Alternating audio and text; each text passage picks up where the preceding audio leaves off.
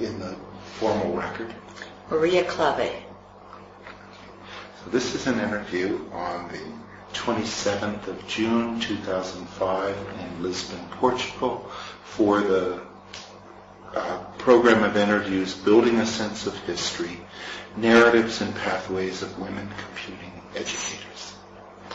Let's begin. My name is William Aspray. Let's begin by having you talk a bit about your early life and your family. Could you start by telling us about what your parents did and what their education was? So both my parents were university professors. My father, they both came to be university professors by unusual routes. My father was born in Poland, left Poland during the war, joined the Free French Army fighting against the Germans, fought there, was injured and was evacuated to Scotland. My mother grew up in Scotland, and when my father recovered, they sent all of the Poles who'd been evacuated, I guess, to university in Scotland. He already had an undergraduate degree from the University of Grenoble.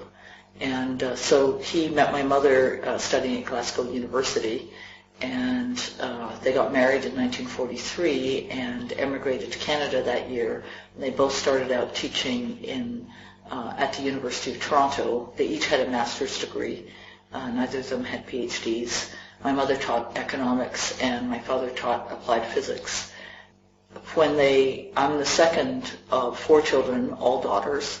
When they first, the intention by my mother was to have 2 children, and she was very serious about her career, and she intended to continue working after the 2 children were old enough to go to school.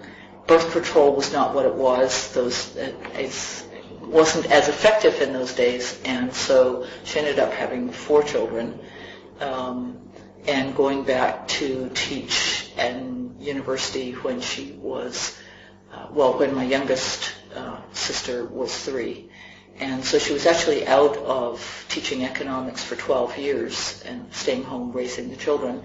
And during that time, the whole field of economics moved on. And she was never able to moved on and became very mathematical. She was never able to restart her research career. And watching my mother go through the frustrations of being a university professor and being a truly amazing teacher, but never able to be promoted to full professor. She was promoted to associate professor and tenured based on her teaching, but was never promoted to full professor because she did not have a research career at that point. It was one of the things that made me absolutely determined that I was going to make sure that no matter what I did, I was sure I was going to have children, but that no matter what I did, I wasn't going to stop doing research. So when I was born, my parents were living in Toronto. My father left to take a job with the Canadian government when I was 2, so we moved to Ottawa, lived outside Ottawa in a small place called Manotick. When I was 4, he left to take a job with Thomas Nelson's and Sons, which was a publisher in Edinburgh. We moved there. And when I was 12, he left that to take a job at the University of Alberta as professor of geography, so actually a cartographer by that point. And so we moved from Edinburgh to Edmonton, which is a very, it's a hard move, I think, particularly for myself and for my older sister who was 15, a hard transition to go from a private girls' school, very correct, proper, to a North American school just as you're entering your teens, or in the middle of your teens as my sister was. The other thing I should say about my childhood is that because my parents expected to have 2 children, because my older sister was a girl, when I was born, I don't know whether he thought it consciously at the beginning, but by the time I was certainly by the time I was 5, I was completely convinced that I was a boy. And my father and mother were completely, they both agreed. But especially my father. And so I grew up, throughout my life, the best way to make me interested in something was to say the girls didn't do it. And so, anything that girls did, I didn't do anything. So I didn't cook, I didn't play with dolls, I hated wearing dresses, any kind of, any kind of decorative kinds of things. I climbed trees. The first musical instrument I played was the trumpet because girls didn't play the trumpet. I loved mathematics because girls were supposed to be bad at mathematics. So one of the things that I think, so the two main things that influenced me that came out of my children, obviously lots of things that came out of it, but one was that I grew up really completely believing that I was a boy, and I think I was around 7 before I literally gave up hoping every day that I would wake up as a boy. I mean, I just thought there was a significant error in the universe and that it ought to be fixed. And I was 7 before I realized, it's probably not going to happen. You're not going to wake up tomorrow and find out that the mistake has been corrected. And then the other one was this bit about realizing that if you stop doing research, the world moves on. And so if you're really serious about being a researcher, you have to keep doing research. And that's been something that has certainly affected me, not just having children, but in terms of taking on administrative jobs, wanting to make sure that I was always still active in research, because if you stopped, it would be very hard to come back. And what were the expectations of your parents about the education you would receive? So I think that because of the war, my parents put a huge, I think even without the war, just given their backgrounds, my parents would have thought that education was important. My mother is the daughter of a minister, and it was always expected. She was the oldest child. She was considered quite brilliant, and it was always expected that she would go to university and do extremely well and play have a major intellectual impact in the world. And my father also, he came from, I think, basically a fairly well-off family in Poland that had commercial interests, and was sent to France to do his high school, and then of course went to the University of France. And again, it was taken for granted that he would have a strong education. My father obviously lost everything during the war. My mother's parents disowned her when she married somebody from Poland, because particularly in Britain, they were quite xenophobic at that point, and certainly within her family, they were very xenophobic. And so when they came to Canada, they felt they were starting life in a very new country, and that they truly believed that it was going to be a place where merit mattered more than background, and that education and success was going to be what you were expected to do. So that was one thing. It was certainly expected that all of us would go to university, all 4 children. The second thing is that my parents, from as long as I can remember, and certainly by the time I was 3 or 4, thought that I was extraordinarily gifted and that I could do anything. And this was, I know from watching my own children grow up that having your parents really expect you to be enormously successful has a great deal of benefits in terms of giving you confidence about what you can do. It also puts a lot of pressure on you. And so I can remember, very clearly being perhaps 8 years old in Scotland and doing well at school in the sense of getting good marks, as it was called, and would now be good grades in North America, but not exceptionally. And I would sort of point out that there were when my parents would say something about how intellectually gifted I was, and I would say things to my parents like, well, Jennifer Whitehead gets higher marks than I do. And they would say, oh yes, but you have no idea how deep your thinking is, and you'll see in the long run how brilliant you are. So, they certainly believed it, and there was just no question throughout my life that my parents thought I could do anything. What about the expectations of your parents about disciplines that you might enter? I grew up being very interested in all kinds of things, interested in music, very strongly interested in art, and they encouraged me I think from at least as young as 5 that I was, one of the exceptional gifts that I had in their mind was artistic. But I was also clearly very interested in mathematics, and I can remember my father bringing me home advanced mathematics books when I would be 10 and so on, and giving them to me to see if I was interested and so on. And with the 4 children, one of the ways they sort of tried to make sure that each of us felt valued. I mean, I know that from talking to my 3 sisters that each of them felt intellectually very undervalued in comparison to me, and that one of the things my parents tried to do was sort of characterize, give each of their daughters something that they were wonderful about. So my older sister was characterized as being very good at languages and being a very good daughter. And I was characterized as being intellectually brilliant, but terribly behaved daughter, causing trouble all the time. My next younger sister was characterized as being gentle and sweet and having wonderful dancing and sort of poetic and, kinds of things. And my final daughter got to be the one who learned how to Highland dance and was sort of brought up thinking of herself as very Scottish. Was the only one who was actually born in Scotland, but we left Scotland when she was 6.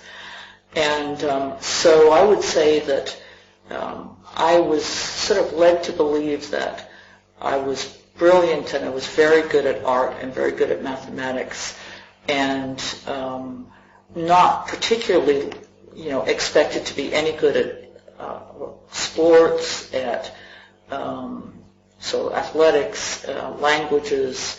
I'm trying to think what else I'm not good at. I was certainly not supposed to be a parent in the sense that, my father, I was not supposed to be female. It was just very clear to me that I had the non-female role to play. And when I was pregnant with my first child, my father would just literally look at me and say, "I just can't believe that you are pregnant.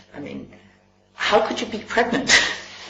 And when I was, breastfeeding Yannick after he was born, my father would look at me in just astonishment and said, "To think I'm seeing you breastfeeding a baby. I never thought that would be possible."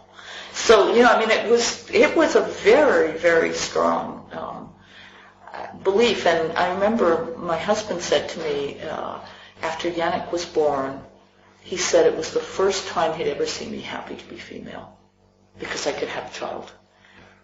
Do you think that your parents accentuated proclivities that the kids had or imposed them on? Well, just to give you an example, I didn't really start doing anything athletic until I was 37 when I started. When I I started running when I met my husband Nick when I was 28. But I ran my first race, 10K, when I was 37, and then my first marathon less than a year later. And I finished 4th in my age group in the marathon. And for the first time, I went, "Oh my God, I might have some athletic ability." And so, of course, I trained and did reasonably well. And when my daughter started running and doing well running, my mother looked at her and said, "Where could she get that from? There's nobody in her family who has, none of her parents have any athletic ability." And I've been showing my mother medals and photographs from winning marathons for years, and it was impossible for her to believe that. It was just like having a baby from my father. So I think that what happened was that they looked for proclivities and reinforced them. And, if I look at my older sister and my younger sister, my older sister is a palliative care specialist. She's a medical doctor. And my next younger sister she's a PhD from Emory in religion and anthropology, and she teaches at the university. And they both felt that our parents could never recognize their intellectual ability in comparison to mine because we had been so clearly typed. So, all of us as parents do our best to find ways to make each child feel valued and loved and so on. And so I know my parents were trying hard, but I know that we all, including me, spent time finding our way out of the particular image they created for us. Had you taken a fair amount of preparatory work in math and science when you were in K-12, K-13? I never took any biology. Biology never particularly interested me when I was in high school, even though I loved nature and loved plants and birds and wildlife and all those kinds of things. But I thought of biology, as it pretty much was in those days, as entirely memorization, and I wasn't interested. The one subject I really disliked in school was social studies because it was just so much memorization. And but other than that, I took, of course, mathematics, but by grade 12, I was taking the advanced trig course, which actually, in that particular year, they covered sort of trig in the first half of the year, and then they did linear algebra, vectors, and so on, matrices for the second half. Calculus I at that point was living in Alberta, and they didn't teach calculus in high school. So that was all of the mathematics that I had, and then I took physics, and chemistry for both grade 11 and grade 12. And I never worked. I never did any homework or anything like that while I was going through high school, in the sense that I never did any homework at home, but there was always lots of time to do all of the assignments that we were expected to do by, I think like many students, I would do my math homework in my physics class, my physics homework in my English class, my English homework in my something else class, and it worked out fine. So when I arrived at university, I had some knowledge of linear algebra and so on, but no knowledge of calculus. I'll move on to university in just a moment, but I wanted to ask one last question about the early years, which is, were there some individuals, other than your parents, maybe your siblings, who were shaping influence, either other students or adults? I'd say, so I had one important encounter with somebody when I was 12 years old, and it's interesting mostly because it's a negative encounter.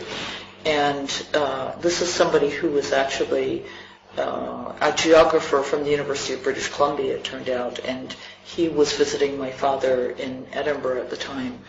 And I was absolutely convinced that I was going to do art and mathematics and other areas of science and possibly, literature as well, and that nothing was going to stop me from doing this. And we got into this argument where he was telling me that the only way to succeed in the world was to focus, and that I was going to have to pick one thing to be passionate about. And my response was, Leonardo da Vinci didn't. And it was a long argument and very heated. And it was something that I carried, it's one of those other pieces that said, there has to be a way that you can have more than one passion at a time. Somebody who was quite influential when I was in junior high school, and then again in high school, was my music teacher. And my parents didn't allow us to learn a musical instrument. And the reason was that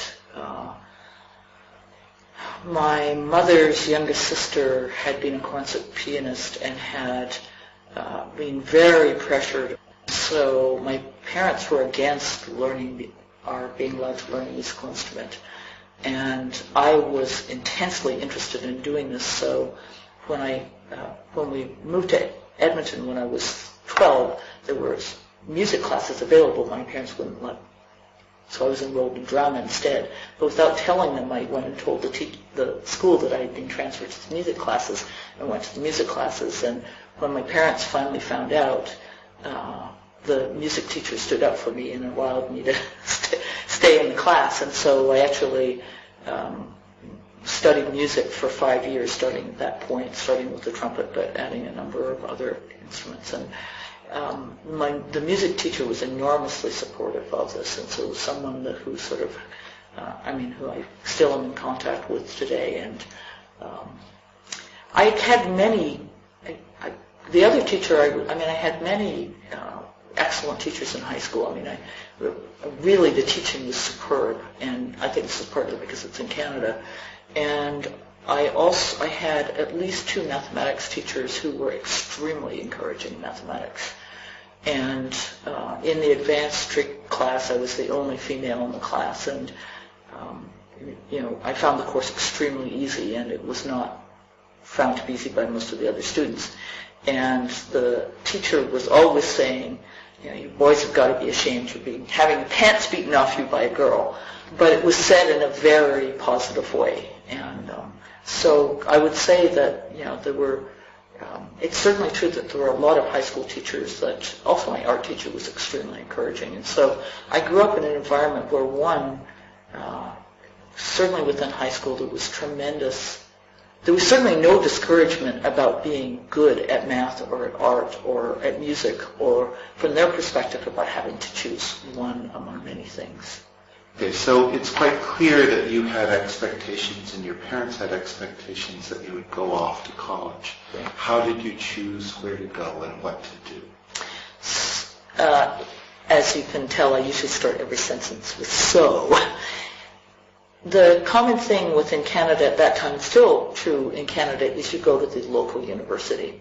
And both of my parents were teaching at the University of Alberta, which is in Edmonton, and it was a local university. There was some discussion about my going elsewhere, and for that reason, I actually wrote SATs. No one in my school, I think, had written SATs in the previous several years, and so but I think it's partly also because I only applied to 2 other universities other than the University of Alberta. One was Queen's University and one was the University of British Columbia. I think Queen's required SATs. So I literally had no idea what SATs were.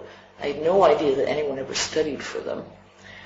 We had no idea about the fact that you might not write both of the math SAT exams. So I signed up to write, the 2 usual verbal and quantitative SATs, and then I wrote Math 1, Math 2, and Physics. And when we got my SAT results back, the counselors they weren't quite sure what they meant. I had straight 800s, except for the verbal one where I had 720 something or other. And their sort of response was, we think this is good, but we don't. And I said, it's really strange because in the physics exam, they were covering all kinds of topics that we'd never covered. And I said, I was just guessing. That's really unusual. In any case, Queen's offered me a scholarship, UBC offered me a scholarship, and the University of Alberta offered me scholarships. My parents, when we moved to Canada, in fact, when we lived in Edinburgh, were extremely poor. I can remember the first piece of clothing I ever had that was brand new.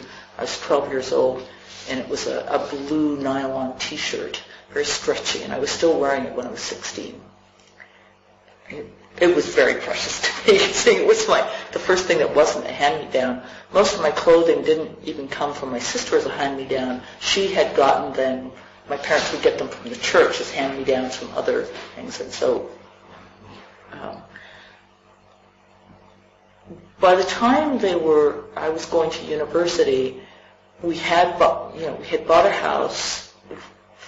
Money was still very tight, and I had a much larger scholarship at the University of Alberta because most of the scholarships are provincially based, and I had the second highest marks in the province, so I got the second largest scholarship in the province, and so my parents had said that I really could go away, that if I wanted to go away, but I didn't think that was a good idea.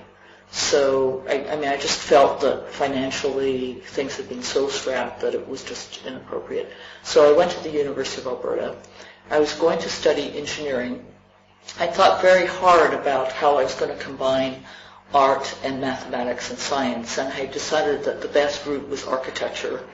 But because I really wanted to get a strong math and science education, I decided I'd do, first of all, an engineering degree, and then I would go to architecture school after that. So I was signed up for engineering, and 3 days before classes started, when I was checking the courses that you would register in, I found out that the engineering students were not allowed to take the honors mathematics classes. Now, today that would be different. I think in most Canadian universities they would recognize there would be students who were interested in engineering who'd want to take the honors math and the honors physics classes, maybe the honors chemistry classes. Canadian system is quite different from the U.S. system in that they have, particularly in math and physics, they tend to have a completely separate track of classes. And so if you're not taking the honors math class, you're not getting theorem proof, epsilon delta, calculus, everything in a completely rigorous way. You're getting much more cookbook type things. When I found out about this, I literally, that day switched to honors math just so I could take the honors math classes. And I would love to tell you that it was because, because I really love mathematics and so on. I grew up, having this feeling that I should do the most difficult thing. And that, my entire personality was wrapped up in being the smartest person in the world. And, this obviously has a lot to do with my parents telling me that I was the smartest person in the world, and I just wanted to demonstrate that. And so I actually gave up a significant scholarship in terms of the funding at that time. I had more than one scholarship, but I gave up one that was designed just for engineering because I didn't do that. So I started out University of Alberta, first year, honors math. And the first course, or the course that I think really resulted in my becoming a mathematician was the honors calculus class that was taught by a professor called Jack Mackey. He was very young. He didn't look young to us, but I think he was in his second year of teaching, something like that. And he came in, and I was actually, for some reason, they had a huge number of students enrolling in honors math that year. Normally they would have about 60 majors, and they had about 120 wanting to take honors calculus, which was just unheard of. And so they created a new section, and even though I'd started out in his section, they kicked me and another half of the class out to another section. Of course, I had heard the first lecture, and what he said he was going to do was he was going to take the first 2 weeks, and this was a year-long course, and he was going to present all of the ideas in the first 2 weeks, and then he would come back and do it in depth. And I heard the first lecture, and it was so exciting and so fast I was afraid to blink. It was like someone had just, I'd been living in a dark room all of my life, and somebody had raised the blinds. And it was wonderful. And after, he knew I had been assigned to another class, and after the first 3 lectures or so, he asked me to come up, and he said, you're in another class. And I said, yes, but I'm not going. And he said, but you have to go. And I said, no, I'm not going. I'm staying here. This is too good. I've never seen anything like this before. I'm not going. And so he finally gave in. And that course was just an amazing course. So that was the ideas for the first 2 weeks, and then the rest of it was theorem proof. The entire thing, it was Apostles' calculus, and I totally loved it. Most of my other classes that year were not particularly interesting except for my fine arts class. The physics I already knew was the same as high school physics. The linear algebra course was just, it was analytic geometry and something. And it was terribly taught. It was a very bad class. And, I had a first-year psychology course that was excellent. That was also very good. And I also took first-year economics because my mother insisted, from my mother, she was sure I should go into the field of economics. And she was sure that if I just took the class, I would understand. And so I took that course. I still remember a lot from my psychology and economics that I learned that year, but neither of them had the magic that this calculus course had. So, did you ever take any of those engineering courses later on? Never.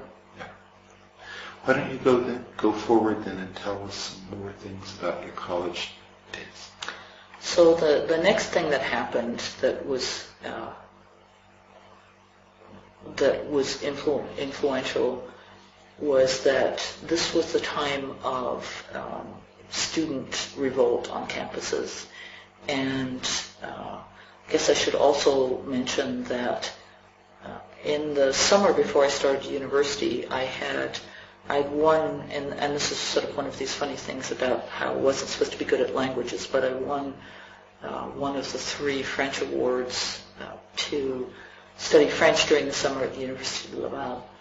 And while I was there, because I was under 18, in fact, I think I turned 17 just as I left to go to Laval. We were staying in a place called Collège Saint-Jean, and my roommate was somebody from the same high school whom I'd virtually never spoken with.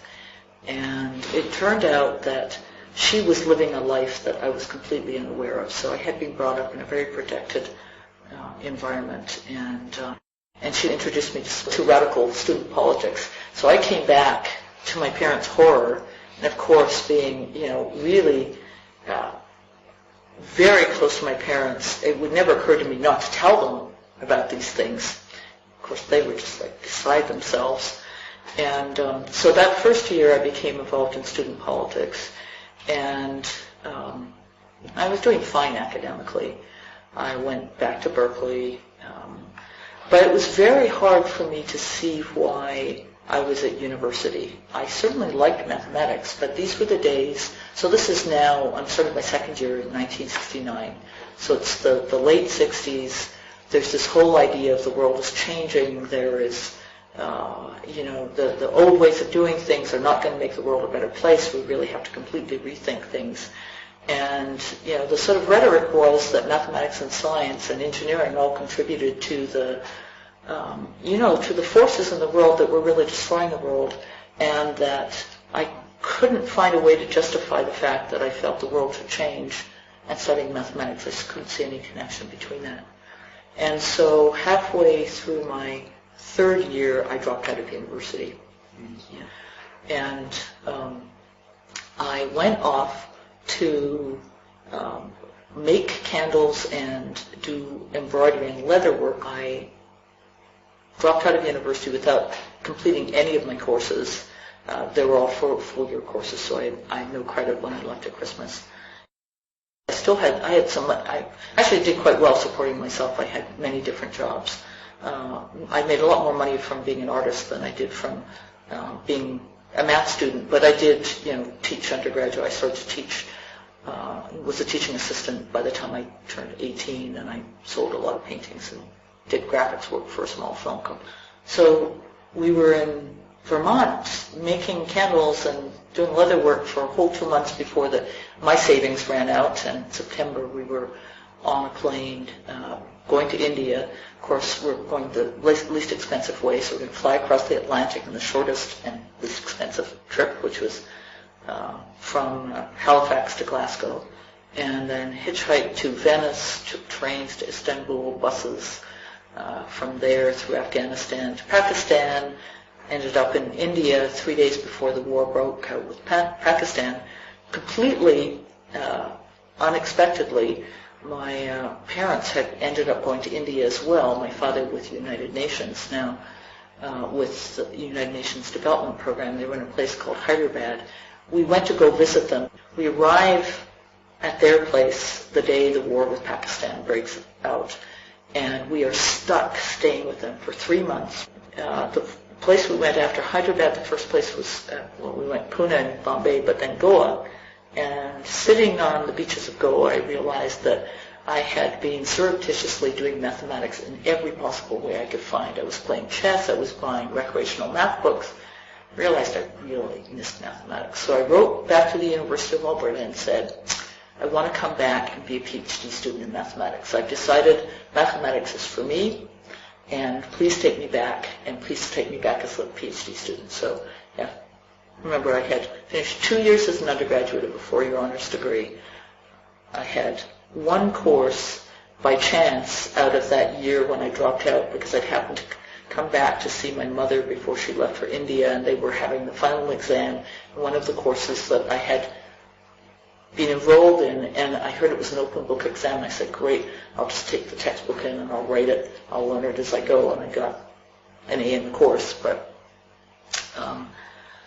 and completely antagonized a bunch of other students in the course who thought this was completely unfair. But in any case, I came back at the end of that year, and the math department said I couldn't be a graduate student because they officially, I had no undergraduate degree, and they were not allowed to accept me, but they would replace all my undergraduate requirements by the equivalent graduate course. And so I came back sitting in, the first graduate class in topology and the first graduate class in algebra and all these kinds of things without any of the prerequisites, being the, third or fourth year undergraduate course in all those classes. And of course, what I realized was, having been gone for a year and a half at that point, or maybe a year and 9 months, I'd forgotten everything I knew, even about the courses I had taken. And so I was sitting in these graduate courses knowing literally nothing of undergraduate mathematics, and that was probably the best thing that ever happened to me. Because for the first, I'd never worked in my life. I mean, I'd never studied for exams. I'd never had been an effort, and now I was killing myself working, and I was only doing, by the time it got to the first midterm, I barely passed the midterms. Of course, by the time I got to the end of the semester, I was doing well, but I had learned this work ethic, and they let me into the PhD program the next year, and I officially finished my undergraduate degree that year. Even though I was actually specifically a few credits short, they gave me the honors math degree at the end of that. I started doing my PhD in mathematics. I stayed in Alberta, and I got an NSERC scholarship, which is sort of like getting an NSF scholarship. So I could have gone elsewhere, but he had been accepted into the zoology program at University of Alberta, so I started there. I started out working in algebraic topology. I had,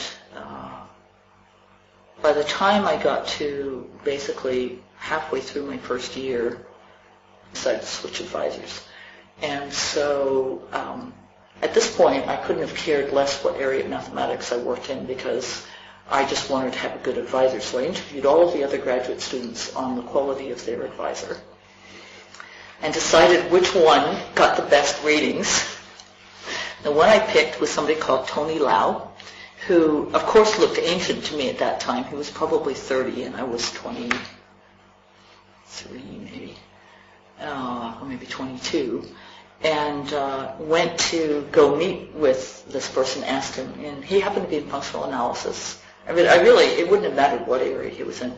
I went to go meet with this person and asked him. At any rate, he felt that he was too junior to supervise me and would prefer that I found someone more senior. And so he asked me he suggested 4 or 5 people and asked me if I would go meet with each of them and see if I shouldn't really work with them. And at this point, Tony just had one student, Keith, who was the one who'd given him such good recommendations. Did all of these interviews and came back. I went out to interview the other faculty members, and I told each one of them that I had decided I wanted to work with Tony Lau, but he was uncomfortable with supervising me unless I interviewed them first. And of course, each one of them told me about his work. They were all male. There were no women faculty doing research in the department, and so no women who could have supervised me. And they each said at the end of the conversation, I think you should work with Tony. And so I went and started working with Tony, and Tony is just one of the most wonderful people I've ever interacted with in my life. He's now the chair of the mathematics department at the University of Alberta. He has had 3 of his students have become academic administrators. One is the Dean of Science at Dalhousie University. That was Keith, who is his first. I'm the second. And the third one, Brian Forrest, was chair of the pure mathematics department at the University of Waterloo. He's, I think, had more successful PhD students than any other faculty member that came out of the University of Alberta. So I claim that my taste was very good. Thank you, Tony. And that my method, the surveying actually really works. Tony spent a fair amount of time thinking about what area I actually showed talent in mathematics, and then looked for an area within functional analysis that might match that talent, which I thought was really quite extraordinary just by itself. He picked a couple of papers and asked me to read them. They had to do with left amenable semigroups. And I read the first one, and his method was to, if I would read the paper and then if I would present to him, check that, go through all the proofs, understand them, and then come back and present to him. And I read the first paper, that was fine. I read the second paper, and there was a part towards the end of the paper where it said, and it's clear that we can generalize this result to such and such.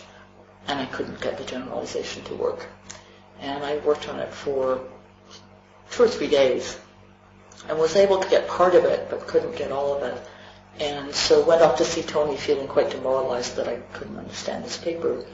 Showed him where I was having difficulty, showed him what I'd done, and he said, "Oh, that's amazing. I think you proved a new result." Pulls out another paper to give me and says, "I think this thing that you created to try and do this generalization," so it seems there was just an error in that paper, "but I think the thing that you created while trying to fix this might actually solve this other problem that's been open for about 20 years. And so I took paper number 3, and sure enough, he was absolutely right. If I generalized what I'd done already, I could solve that problem. And he looked at this and he said, "Wow, I think we better have you solve another problem, just in case that's a fluke." And so there were 2 other problems related in the same field that had been open for about the same amount of time.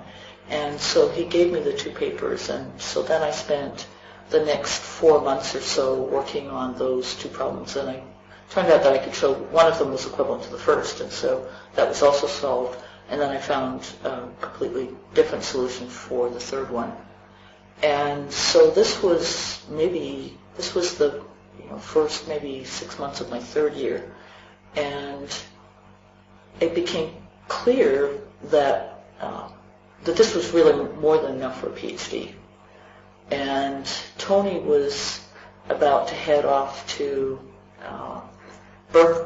Berkeley for his sabbatical for the next year, and he said, it's too late now for the job market. I mean, because you apply for jobs in the fall, and it was a terrible time for getting jobs in mathematics in any case. It's too late to apply for jobs for this coming fall.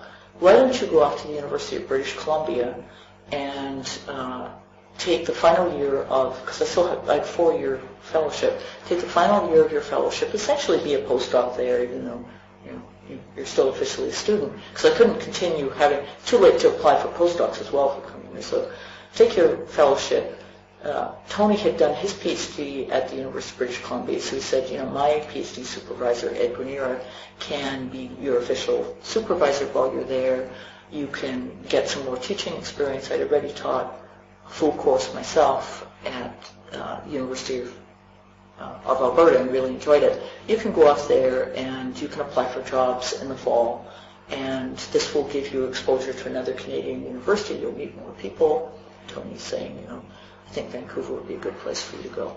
So I went to Vancouver, went off to UBC, discovered that I couldn't do mathematics. I was just much too stressed out to do that. So though I worked the entire year trying to do mathematics, but here I had 3 results, major results, and in something like 5 months, I didn't produce another result for I think probably about 13 months, and that was a very, very hard time because I couldn't be productive in mathematics for whatever reason, and but I spent my time doing other things. I spent my time learning French.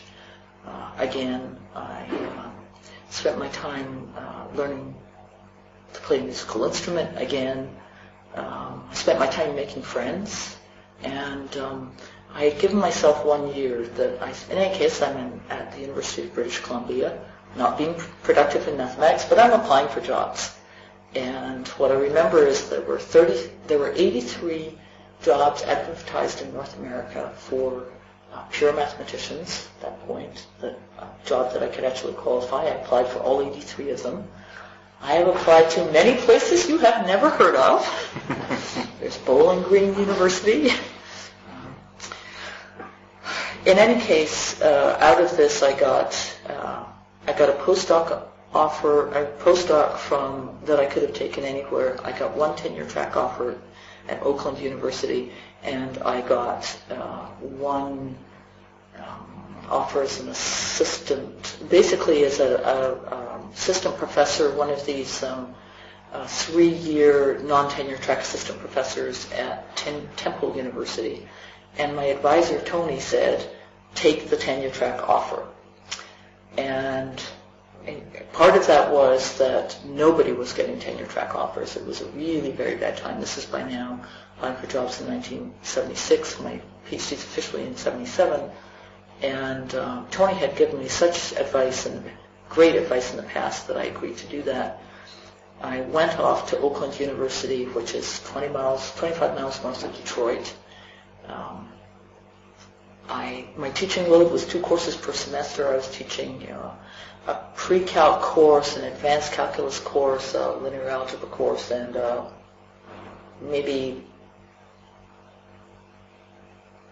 advanced linear algebra course, something like that, for my first 2 semesters. And I completely hated it there. I've always loved teaching, but I found it very hard to teach these students. They were very... I would be teaching, literally advanced calculus to students who couldn't factor polynomials, who couldn't add fractions, who it's familiar to many people teaching mathematics in U.S. universities. I found this area, there were no foreign restaurants, there were no single people in the area. It was a very scary place to be because there was tremendous fear of crime in the area, and so there was this bit about worrying about your place being broken into. The way I coped with being there for that year was I went to a conference once a month, and at one of those conferences I happened to find out that there were people doing mathematics and computer science departments, and in becoming friendly with somebody who I'd known as actually a mathematician. I guess the other thing I should mention is that even by the time I was finishing, during my time that I was at the University of British Columbia, I became interested in discrete mathematics, and I'd been going to discrete combinatorics colloquia and sitting in on a discrete math course, graduate course that was taught there. And I'd actually started to do some research in discrete mathematics. And because I was doing some research in discrete mathematics, I was actually getting to know the names of some people who were actually computer scientists like Tarjan, and in this particular case, Vasek Kvadl. And when I met Vasek Kvadl for the first time, he was half between computer science and mathematics, or actually, I think, operations research at Stanford University. And he was constantly getting, this was in March, and he's constantly getting phone calls from graduate students of his who are finishing PhD in computer science and getting offers from Bell Labs and Harvard and Berkeley and so on. And I'm saying, what is this? What's the difference between mathematics and computer science? These students are basically doing mathematics, and they've got job offers at top universities. And here am I solved 3 20-year-old problems. So what do I get? I get a job offer at Oakland University. And he looked at me and said, life's like that. Why are you complaining? He said, look at Andy Yao. Andy Yao did his PhD in physics. He worked with a Nobel laureate at Stanford. He realized shortly after he finished, he did a postdoc with one of the top people in the world. He realized that there were no jobs theoretical physics was not going to be an area in which he's going to get a great job. He went to the University of Illinois, did a second PhD in 2 years, and he's one of the stars in theoretical computer science. He still does mathematics. Why don't you do that? This is March 15th. I decided that I'm going to do a second PhD in computer science. This time, I'm not going to make the mistake I made the first time. The mistake I made the first time was that I went to the University of Alberta, and the reason Tony didn't want to supervise me was that, frankly, he thought that in order for me to get a good job, I was going to need somebody who had connections. A number of people had tried, including Tony, had tried to convince me to switch to a PhD program at Harvard or Berkeley or something in mathematics so that I have a better shot at getting a job given the job market. And I had ignored them all. And I decided that this time I was going to go to one of the top computer science departments in the world and get a PhD in computer science, and my life would be fixed. So I asked Vashik at this point, what are the top 3 departments to get a PhD in theoretical computer science? And he said Stanford, MIT, and the University of Toronto. And I said, so what do I do about finding out, if I can get in? And he gave me a name of someone to call at each place. I cannot remember. I haven't been able to remember for years. In fact, I may have just completely forgotten it at the time who he told me to call at Stanford. But whoever it was, I called. This is March 15th, and this person says, I'm sorry, all of our applications were due January 15th. We make no exceptions. Perhaps a year from now you could apply for the year after. It's no possibility. I do remember the people I called at MIT and the University of Toronto. At MIT, I called Albert Meyer. He was extremely friendly on the phone. He said, oh, you sound like you'd be a great student to come here. The only problem is we currently have 11 students, PhD students in theory, and we have funding for 5.5. So we already committed all our funding for the coming year. Don't think we'd be able to fund you. And of course, I didn't have money, but I called the University of Toronto. The person I called was Derek Cornell. Now there's a couple of things working in my favor. The first one is I'm Canadian, and was always an interest in having more Canadian graduate students in PhD programs in computer science.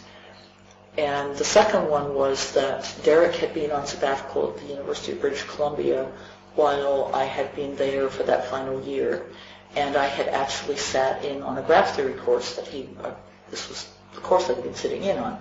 And so he actually knew me. So I call up and I say who I am. And I told him I was interested in doing a second PhD. And he said, oh, that's wonderful. I'm the director of graduate studies. You're in. And he said, and I've got funding for you as well. Just show up here. And I said, Derek, there's a small issue. I've never taken a computer science course. And he said, oh, no worries. You'll be fine. So I show up. I arrive at the beginning of September in Toronto. I've never programmed. I've never taken a computer science course. And I am signed up for 4 graduate courses in the fall, 4 graduate courses in the spring, and plus I'm going to audit 1 additional course each semester. And the first lecture I go to is operating systems. And it's one of these, as quite common in many places, it's a joint undergraduate, it's taken by both the senior undergraduates and the graduate students.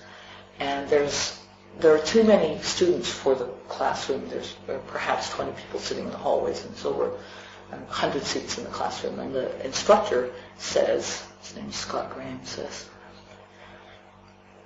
there are too many people in this class, and it's an extremely difficult course. And so if you are not a star programmer, don't take this course. This is has the hardest programming projects. If you're not a star programmer, don't take this course. Well, you can imagine, you've already heard, how do you make Maria do anything? You tell her she can't do it. I went up to Scott at the end of the class and I said, Scott, I've never programmed, but I'm willing to work really hard, and I'm going to take this course. And he looked at me and he said, you're going to fail. You don't have a hope in hell of getting through this course. Well, of course, I was even more determined. Unfortunately, because I didn't know how to program, it was very hard for me to find teammates to work with me. And so I ended up with 2 other people, one of whom really was useless, and one other person who had been, I believe, an undergraduate at Harvard and had not had a lot of programming experience, and so had been sort of turned down by other teams, and so we were the sort of like the leftovers. Of course, I was determined that we were going to do very well in this class, and I'm happy to say I got the highest mark in the course, and we had the first, the whole class was writing a concurrent operating system and making it work. And we had the first one in the class that actually compiled and operated correctly. And did I work hard? I worked harder than, not just in that course, but that year I worked harder, I think, than I had ever worked in my life before, including the year that I started out when I came back from having been out of university. But of course, the thing that had helped enormously was I had been through this experience of taking a set of challenging courses without having had the material, without knowing the prerequisite, and so I knew it was possible. And I was absolutely convinced that if I just stuck with it, that it would eventually I would eventually understand what I was doing. By the time February came around, so I got straight A's in my fall courses, and by the time February came around, I was getting phone calls from other computer science departments in Canada saying, we hear that you're interested in teaching, because being an assistant professor of computer science, we don't care whether you have a second PhD or not, why don't you apply? And one of these invitations came from the University of Calgary. Calgary is also in Alberta. Alberta was home. I applied for this job. I went out for my interview, came back from the interview on Saturday. There's a message waiting for me from one of my roommates saying, call the head of the department. He called and he says, you must call him immediately when you get back. I called the head of the department. He answers and he says, I heard that you were out interviewing for jobs. And I'm suddenly thinking, oh my goodness, maybe there's some rule against graduate students being allowed to interview for jobs. And I very hesitantly said yes. And he says, don't you understand we have positions in our department open? And I said, but you're a top 10 department. You're a good department. And he says, there better be an application on my table, on my desk by 9 o'clock on Monday morning. And so I did that, and lo and behold, I did finish that second term of classes, but I started as an assistant professor July 1st, tenure track assistant professor, and they decided that, given that I had such a strong mathematics background, it would be really good for me to really get into understanding system stuff. So, and I was quite interested. I had certainly actually enjoyed this operating systems course enormously. I was interested in learning more about systems, so they put me in charge of the systems seminar for the department. And my teaching assignment for that fall was compilers and hardware. It was the introductory hardware architecture course. Compilers was a third or fourth year senior course. Well, compilers was not a course I had taken out of my 8 courses that I had taken the preceding year.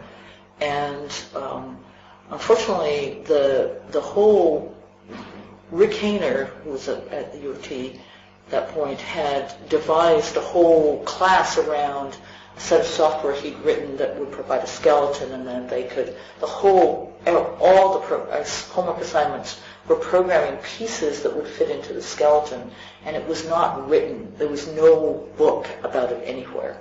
And so I taught this compilers class literally by having a 1-hour meeting with Rick once a week to teach me what I would teach for the next week. And we were using the Dragon book by A. Hole and Ullman. And I taught this course without ever letting on to my students that I didn't have a clue what I was doing. And at some point, the students would say, but we don't really see the big picture. Can't you explain to us how all the pieces are going to fit together? And I lied and said, I think this is one of these courses that you're really going to understand best if we understand one piece at a time, and then I'm going to show you how they all fit together in the end. And I can still remember the day when I suddenly saw it myself and said, oh my God, I understand. I know how a compiler works. I can do this. It was about 2 or 3 weeks before the last lecture in the class. I got good teaching evaluations in the class. And the very end of the course, I said, the very last day I said, by the way, I didn't have a clue what I was doing. And, you know, I was learning it as I was going along. And they went, oh, you shouldn't have told us.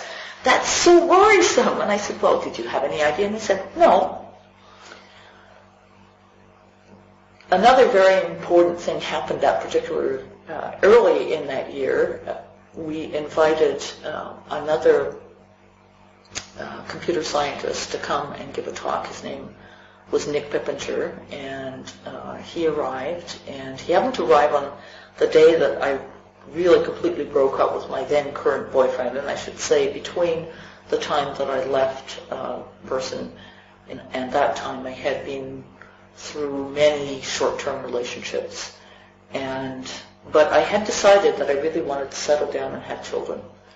And the person that I broke up with that day, he had expressed interest in getting married and having children, and I was very interested in you know, I was, at this point I was 27, I guess maybe I just turned 28, and I really felt it was time to have, you know, to be settling down and having children if I was going to do this. And so I had entered this relationship with this particular individual, really believing that he was very serious, and had found out after a couple of months, and he was actually at a different university, but expected to come and be a visitor at the University of Toronto that fall. And I had found out that he was in a relationship with somebody else after we had agreed that we were, you know, going to try out this relationship with hope of getting married, etc. And I had decided that was that. And not only had I broken up with him that morning, but I had sworn off all men forever. And it happened to be the same day that this person, Nick Pippinger, was coming to give his talk. And I had been assigned the job of hosting him, even though he was a theoretician. And I knew that he was a theoretician. He had proved a result about upper bounds for the communication bandwidth using of a network using Ethernet, or actually the Aloha protocol. And he thought that it would work well as a joint theory systems seminar. Because I was more junior than the person running the theory seminar, I got the job of hosting him. And so here I was waiting for him to arrive in my office, and I was very nervous about this particular person arriving because I had phoned them a couple of times to set up the arrangements for his visit, and this was clearly somebody who didn't know how to talk. I mean, I would be having a conversation with him on the phone, and there was just dead silence. And there's just no such thing as having an interactive conversation with them. You would eventually get a yes or no, or maybe an so I had been thinking hard. I knew I had to entertain him for half an hour before we took him out for dinner. I'd been thinking hard about what to do with this half hour, and I knew that he had a reputation for knowing all kinds of things about theoretical computer science and being very good at explaining them. So I decided, well, there are 3 results I'm very interested in that are quite recent. I haven't seen the proofs. If I ask him about them, probably take him about 10 minutes to explain each one. That'll use up half an hour. This is good. He arrives in my office, and I welcome to the University of Toronto. I introduce myself, and I say, I've heard there's a new result in matrix multiplication, and that you might know about it. Would you mind telling me about it? And he goes straight to the blackboard and does a 10-minute presentation. It's beautiful, fascinating. And I said, well, I actually also heard that there's a new result, and he did the second one, and then I did my third one, he did the third one. It's wonderful. He's a wonderful expositor. We go out to dinner. It's no longer, we have several other people he knows well there. It's a perfectly nice dinner. The next day he gives his talk. It's an absolutely exquisite talk. I remember looking at him and thinking, that's one of the best talks I've ever seen in my life. If I had sworn up men, I really like people who can present well. But I had sworn off men. I was very serious. That evening we were taking him out for dinner again, but we'd also arranged to have a reception for him at my apartment. Now, I had a little 2-bedroom apartment. Everybody else had houses, and there were 4 or 5 people in the department who knew him extremely well, but they all had a reason why they couldn't have the reception for him. One of them had parents-in-law visiting, another one had a new baby, another one was renovating, et cetera, et cetera. So it was at my place. But one of the couples, in fact, the male was the host of the theory seminar, who should have been hosting Nick in the first place. They were feeling guilty, and so they agreed that they would cater this particular reception so I could go out to dinner for the dinner with Nick, and then I would come home a little bit early just to make sure they had everything they needed. So I come home, I enter my apartment. There are balloons on every surface. This was not the way I left the apartment. It was very tidy when I left. There are streamers strung at neck height. And when I go into the kitchen, Charlie is emptying a can of very disgusting looking things called deep-fried lava grubs, which are maggots that live in rotting wood. And I'm going, what are you doing? And they said, well, we tried to get chocolate-covered bees or ants, but they didn't have any, so this was the next best. What are you thinking? He said, well, Nick will eat anything, and we wanted to test it. And I said, but those are so disgusting, people are going to throw up. And I said, couldn't you get them chocolate covered? And he said, no, they didn't have them chocolate covered. And I said, well, I've got some baking chocolate. Let's just grate chocolate. And he won't be able to see them as well. So we did this, and we put this out, and we had this discussion about should we tell people what this is if they ask. And the agreement was we have to be willing to tell people. Okay. People start arriving. They did have some other food that was more acceptable. And we had mulled wine, which was very nice, and soft drinks and so on. First person to take one of these deep-fried lava grubs actually was Nick. That was fine. Next person was Steve Cook. Steve Cook, who had not at that point quite won the Turing Award, but who was definitely the most senior in the department, and very dignified, always wore jacket and tie to the department, very proper.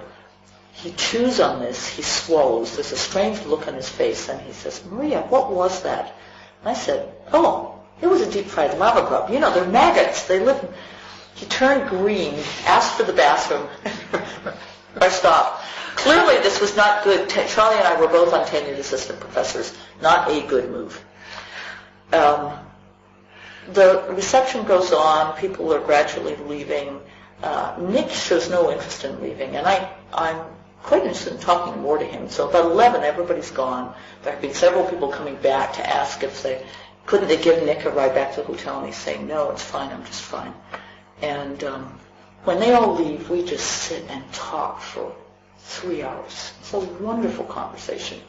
We're sitting on opposite sides of my fairly small living room, and we're talking about music and philosophy and authors and computer science and mathematics and children and just everything in the world, politics.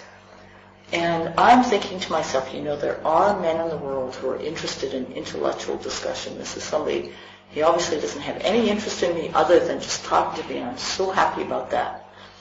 At some point, he got up to go and use the restroom and came back. I was sitting on the couch, and he sat down beside me, put his arm around me, and I literally think, all men are the same. That's only one thing they're interested in. This conversation was for nothing. So I carefully explained to him that I'm not interested in men. I don't do a very good job of explaining it because I did mention that I had just broken up with this person. I didn't go into the reasons why I broke up with him. So he leaves thinking that I'm really still interested with the person I just broke up with. Well, to make a long story short, both of us, for the next weekend or so, were thinking nonstop about the other person. I'm over for dinner at Charlie and Yanka's, the people who catered the deep-fried lava grubs. The next Monday, they can't stop talking about Nick. I can't stop talking about Nick. They don't realize how interested I am in Nick, but they decide that we will call Nick. We call Nick on the phone. We talk for a while. Well, the bottom line is 3 days later, Nick has actually come back to visit me again in Toronto. A couple of days after that, we're both convinced that we're going to marry each other if the other person turns out to be the person they seem to be. A few weeks after that, we're engaged. We have to decide. He's working for IBM Research in New York at this point. Toronto has been trying to hire Nick for years. They're delighted. Well, now we'll finally get Nick. IBM is horrified that they're going to lose Nick, and so they eventually decide that maybe it would be worth making an offer to me. MIT, who's been trying to hire Nick for years, decides, and I happen to know that the person in charge of the applied math department, Danny Kleitman, had actually met him while I was at Oakland University. They decide that they would like to hire both of us, and so we actually end up, I really thought we would stay at Toronto. I really loved the department at Toronto. Nick liked the department at Toronto. I went off for the IBM interview at IBM, having decided that I definitely wasn't going to IBM, but went off to California. They were starting a new group at IBM, what became IBM Almaden Research Center.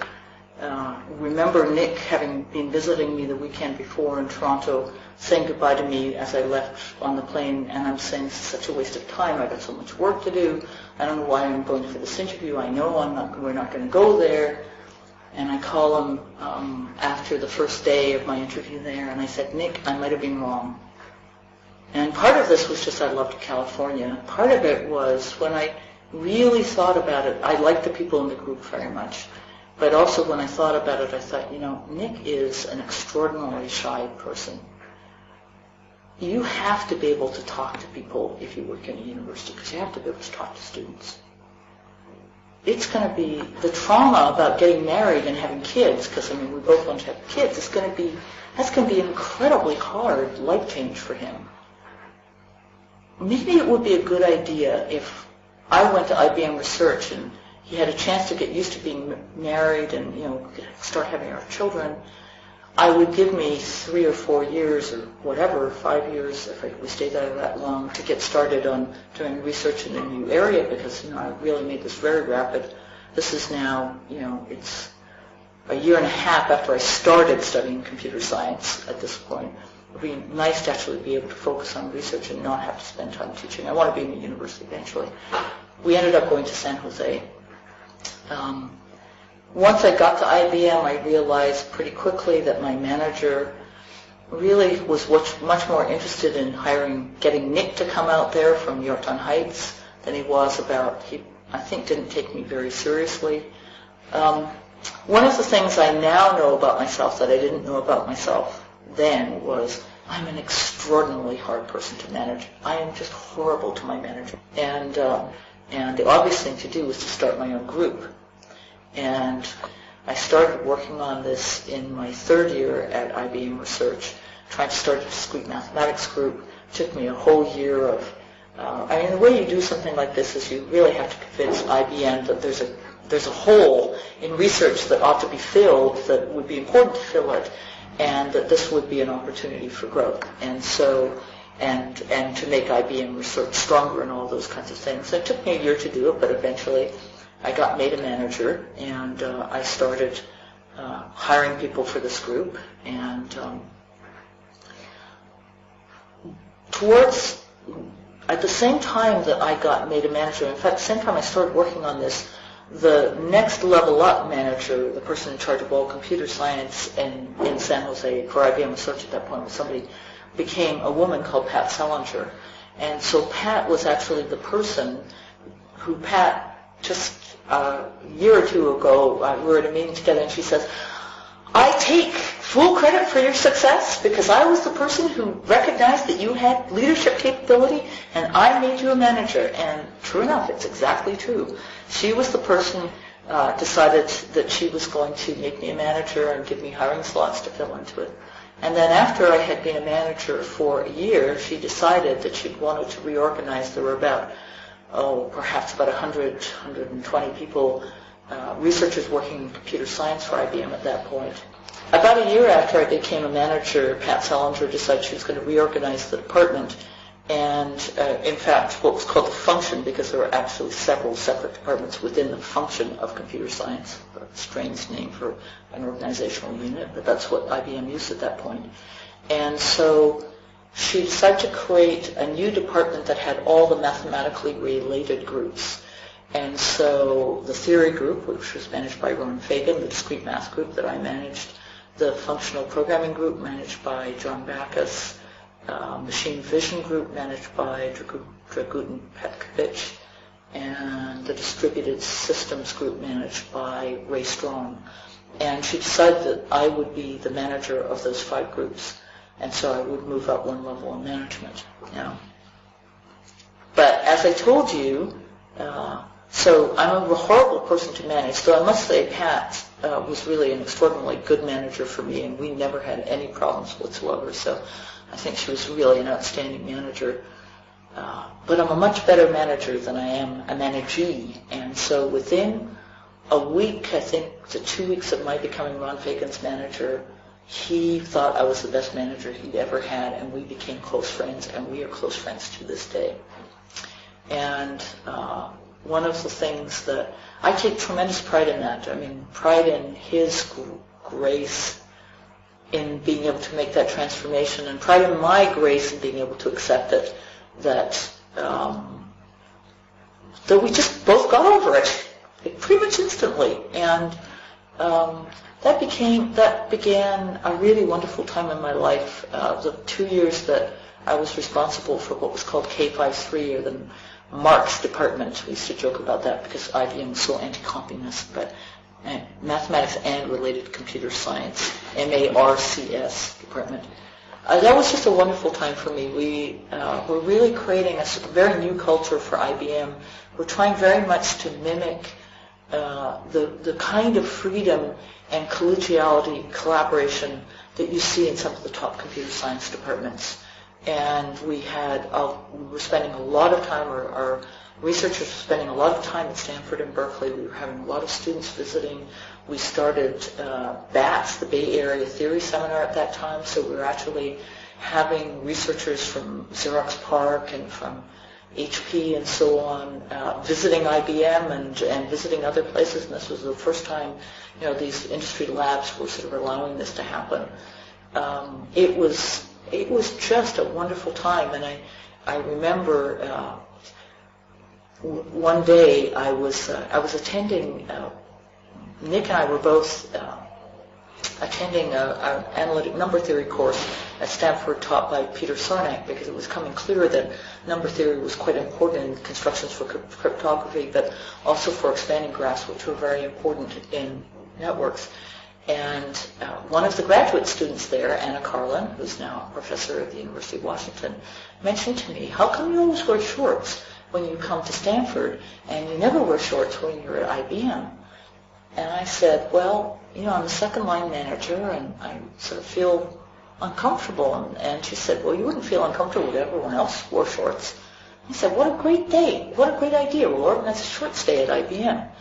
And so we did. Now, we agreed that we were going to do it on a particular Friday. And my secretary, as department manager, I had a secretary. My secretary, Kim, said, do you mind if I wear shorts? And I said, Kim, to be really honest, I think we can get away with wearing shorts. But I think that because you're a secretary, there will be people higher up in administration who will not look well upon you if you wear shorts. And so, and I said, however, I am officially your manager, and it's fine with me if you wear shorts, but I just have to warn you that I think other people will not like it. And Kim said, I'm wearing shorts. So Friday comes along, and of course, we're now up in the new IBM Almaden Center, up on the top of the hill. It's a gorgeous location. You have to come in past the receptionist when you come in and sign in with your badge. And, it was true. Nobody wore shorts at IBM Almaden. And all of a sudden, there are 15 people, virtually the entire, think out of the 25 people in the department, maybe 15 or 17 came in shorts. I came in shorts, Kim came in shorts, and so on. And it was only later that I found out that when they, of course, immediately the manager of the lab heard about it, and his basically COO, the manager for administration, they of course started asking about it, and of course it was all turned out to be my fault because I'd organized shorts day. And apparently that morning there were several phone calls back and forwards between Yorktown, which is where the head of IBM research was, and Almaden about whether or not I should be fired for organizing Shorts Day. And the thing they were particularly upset about was that I let my secretary wear shorts because this was damaging to her career. And, well, they didn't fire me, but this tells you a little bit about just how strange things. I mean, now IBM would not even think about that being an issue. But we certainly, during the time I was manager, we got tech installed for the first time, and were able to use tech at IBM. It was something we desperately wanted to do. I desperately wanted us to buy a Macintosh so we could see what that technology was. Didn't succeed in doing that. Another thing I was extremely proud of was I actually managed to hire somebody called Miki Ajtai, who's Hungarian, and whose father had been a member of the Communist Party. And Miki was, legally in the U.S. and so on, but IBM had said it was not willing to hire somebody who had had a parent in the Communist Party. And I fought that for a full 6 months, and Miki Ajtai still works for IBM Almaden Research, and he's a very successful theoretical computer scientist. He's very highly ranked, very proud of him. So there were a lot of things that we took on and fought, because we felt that to be able to be a first-rate theoretical computer science and discrete mathematics research community, we needed to be able to do certain things. Of course, wearing shorts was not one of them. That was more a fun thing, but certainly being able to use tech was one of them. And managed to get IBM to do sort of over the dead body of everyone in the lab. During the time I had my first child, Yannick, in my, just trying to think, towards the end of my second year at IBM, he was born April 30th, 2002. IBM was really a great place to be working at Not 2000. 2002, 1982, yes, he's now 23. Sorry about that, 1982. It was in many ways a fabulous place to be working in as a female and to have children. They were very supportive about, and I think a lot of this really had to do with Pat Selinger had her first child a year and a half before I had mine, and she had, been very serious about. No, I take it back. I'm sorry. She had her first child after I had my first child. She had her first child in between our two children, I'm pretty sure. Is this correct? No? Well, I'm not going to get this one right. Well, I'm going to say something else because this is going to, so I just realized I'm going to say something that's completely inconsistent. It just shows one should do this kind of exercise more often because it reveals inconsistencies in your knowledge base that I hadn't recognized. So when I had my first child, I guess when I had Yannick, Pat was not my supervisor. She was not my manager at that time. And perhaps I actually didn't know Pat well. I think she had David before we had Yannick. No, she had David in between. Okay. So when I had Yannick, I knew no woman who had had a child and gone immediately back to work. I did not know of an existence proof that this was possible. And when I was pregnant, everybody told me that I was planning on coming straight back to work because of having watched my mother not be able to keep up with research. And I expected to stay out for 5 or 6 weeks. And then I was going to come straight back to work. And all of the wives of who had children of other researchers at IBM, to a person said, you will choose to stay home. You'll understand once you have your baby that you should stay home. And I was determined I wasn't going to do this, that I was going to continue to do research.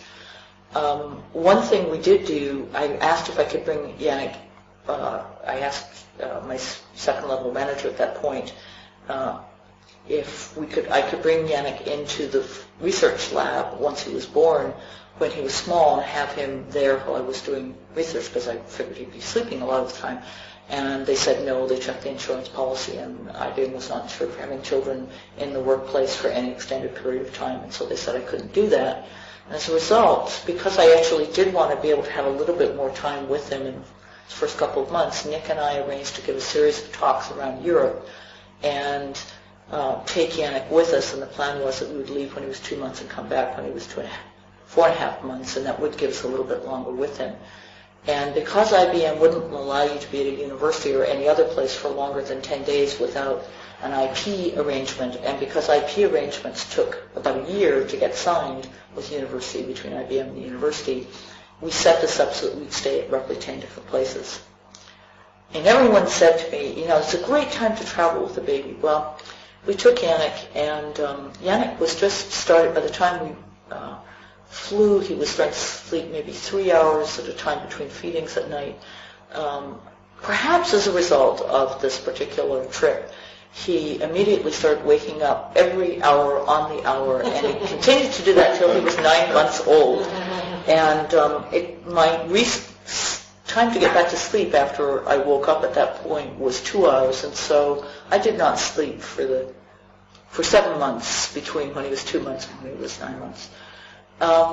When we came back, we found a babysitter for him. We again used this. I have used this interviewing technique many times in my life. We put an ad in the newspaper. We interviewed 25 people who responded. We then went and actually met with 10 of them and interviewed them. We chose a wonderful woman named Willie, who already had 3 children, and he was really her 4th child. And he was with Willie till he was roughly a year and a half. We then shifted him to actually the same babysitter that Pat Selinger was using. Pat was by then my manager, and she had just had a baby. And so we took both Yannick and her son David, went to somebody called Edie.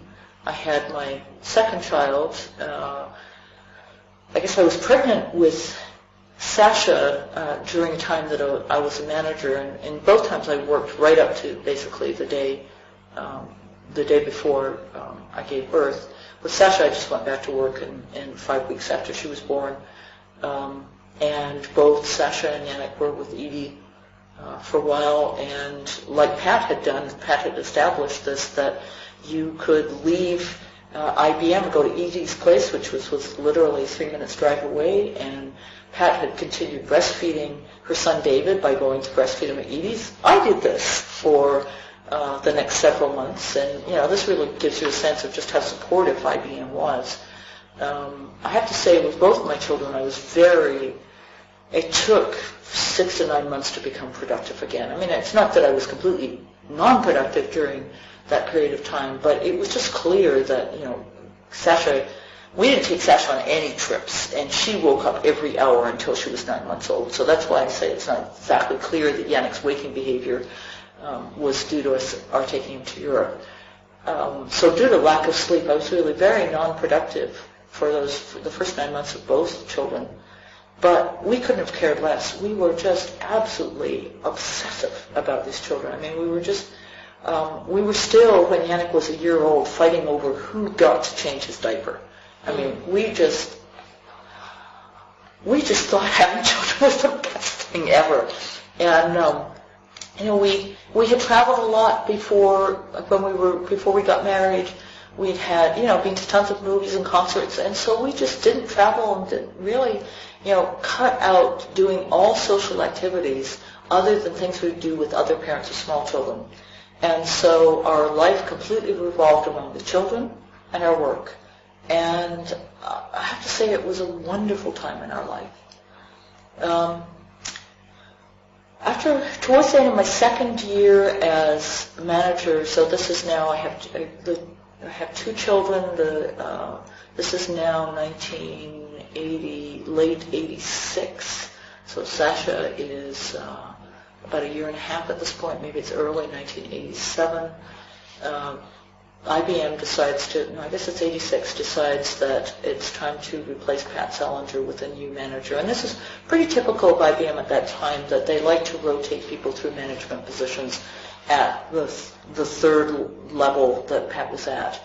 And I knew that Pat was very unusual as a manager in terms of the amount of freedom that she was giving us to change things within my department. I mean, we were changing every rule that IBM had.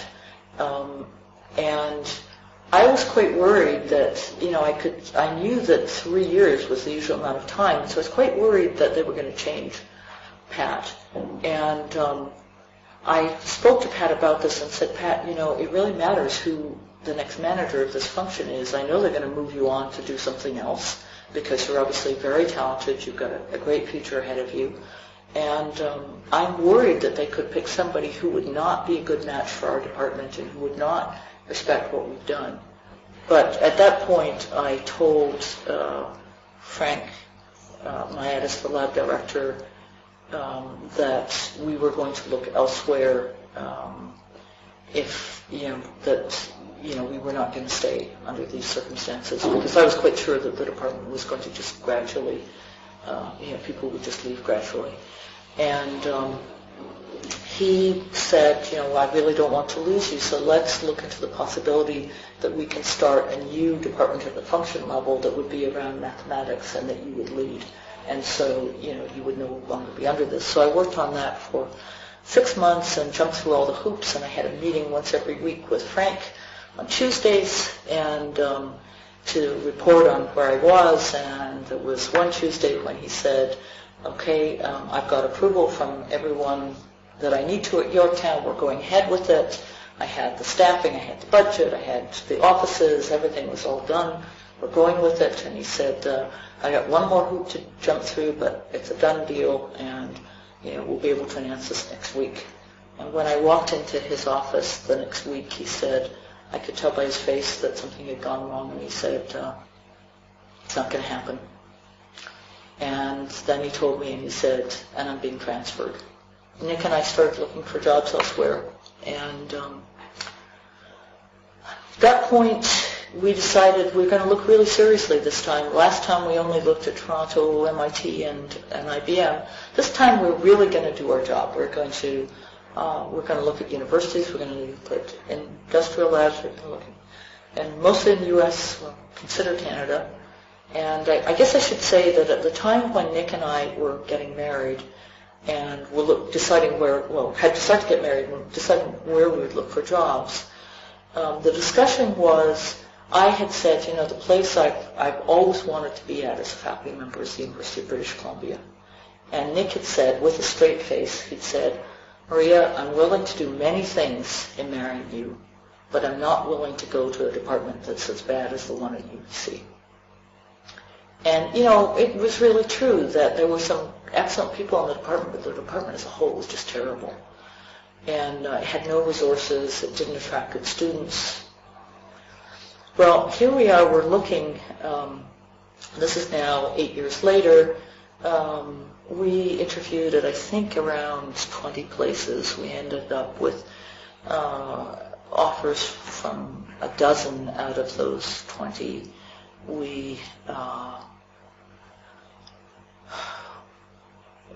Some of those, we gradually eliminated offers. What we tried to do was, we knew we couldn't possibly think through 12 offers. So what we tried to do was we would eliminate a place as soon as we could see it was dominated by another institution.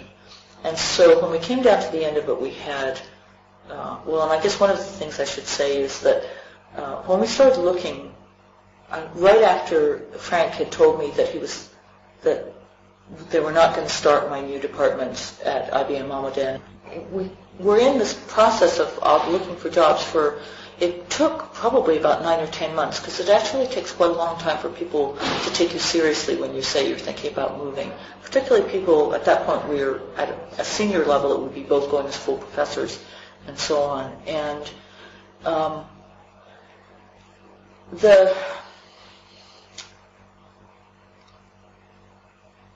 during that period of time, I think a lot of people just really thought that we would not move. And perhaps about 6 months into that process, we at that point had received some offers, and we were realizing we were going to go, and in fact, DEC at that point was starting a new lab in Cambridge, and they were very interested in recruiting both of us. And one of Nick's mentors was Sam Winograd, School Winograd at Yorktown. And at some point we were talking to him and telling him about the offers we were getting, which were not only, great offers, but higher salaries and so on. And about just at the same time as we were having this conversation, IBM's strategy to keep us was to make Nick an IBM fellow. I mean, talk about missing the boat. It wasn't Nick that was choosing to leave. And so about halfway through the search process, Nick's becoming an IBM fellow was announced. And of course that didn't change anything for us. And so perhaps a little bit after that we had this conversation with Sam Winograd, and we said, we're going, Sam. We've got these great offers, and we're waiting. We've got a few more to hear from and so on. We're not sure where we're going, but we're going. And he said, but why would you leave? This is, it's one of the greatest research labs in the world. This is that and the other thing. And we went through all of the things. And he was at Yorktown, so I don't think he really had understood quite the situation. And he said, oh my goodness, I don't think IBM really understands this. And so all of a sudden, IBM became interested in keeping us. And so this began something like a 3-month thing where they wanted us to talk to the president and CEO of IBM. They tried to understand. They re-offered the option of starting a separate department. They promised that they would put in writing that they would never again change my manager without consulting me, that we would have all of the freedoms that I'd established, all of these kinds of things. It was an amazing turnaround. And so by the time we got down to making up our mind, we had 4 choices we were choosing among. One of them was staying at IBM. One of them was going to UBC. And what had happened was that during the time of our search, British Columbia had decided that they had to build computer science in their 3 universities, and they were going to put a whole lot of new resources into the computer science department, and UBC had decided to search for a new department head externally because they didn't think there was anyone who was going to be able to lead it internally.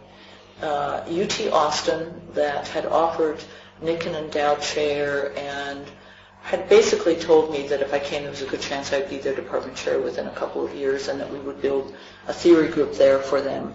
And DEC, which was a chance to help build a new computer science function at their Cambridge lab. And those were 4 were still there because each dominated the other in some way. UBC dominated because it was the most idealistic. It had the lowest salaries by far. It had the least prestige, but we were convinced that nobody in their right mind would take the jobs that they were offering, and who had the kind of possibility of doing the job that we would bring to the job given our connections and so on. And so it was the one that sort of said if we were to go there, we would make more of a difference there than any place else because nobody else would take those jobs, or nobody else like us would take those jobs. UT Austin was the highest prestige and salary in terms of, and the opportunity to really make a difference by building a theory group there. They had basically no theoreticians.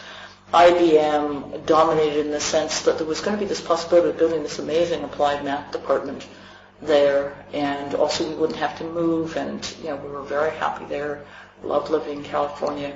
And DEC was the opportunity to still stay in research but to build something really new. Well, we chose to go to UBC, and the first year there was extraordinarily hard. IBM, frankly, had been terrified we were going to go to DEC, and so they were extraordinarily generous when we went to UBC. They gave us a fully paid leave, which actually allowed UBC to take our salaries and get matching funds from a special thing in the government. So this ended up being, like a boost of almost $500,000 in Canadian dollars at that point. In terms of resources for the computer science department that sort of came out of nowhere. And IBM Canada, the whole time I was in Canada, IBM Canada was the most, just unbelievably supportive. So I have to say, when we ended up leaving IBM, in spite of the fact that our thinking about leaving had been such a negative thing, yes, those were bad things, but the actual relationship with IBM has remained extraordinarily positive to this day. So it was one of those very funny things that by the time we were leaving, in fact, we had very strong relationships with senior people in IBM. And so we went to UBC. I said I had no idea what I was getting myself into when I took the job. So I went as department head, and Nick came in as a senior professor. When we arrived at UBC, and this is, I think, really becoming a recurrent theme in my life by now, I never really, every time I've taken a job, I thought I understood what I was getting myself into. I thought I understood that when I went to Oakland. I thought I understood that when I took the job teaching at the University of Toronto. I have to tell you, teaching that compilers course was incredibly hairy. I thought I knew what I was doing when I went to IBM, and I thought I knew what I was doing when we moved to UBC. And every single time when I've gotten there, I have found that the reality was so far different from what I had expected. And in the case of going to UBC, I had a commitment from the president and the provost that they agreed we were going to build a world-class computer science department, that we were aiming to have one of the top 20 in the world, and that they would do whatever it took to do that. And I had no idea how bad the budget was. And so, for example, there were no computing labs at all. I mean, they were still doing there's still, I believe, could there really still be card readers? There couldn't have been card readers. This is 1988.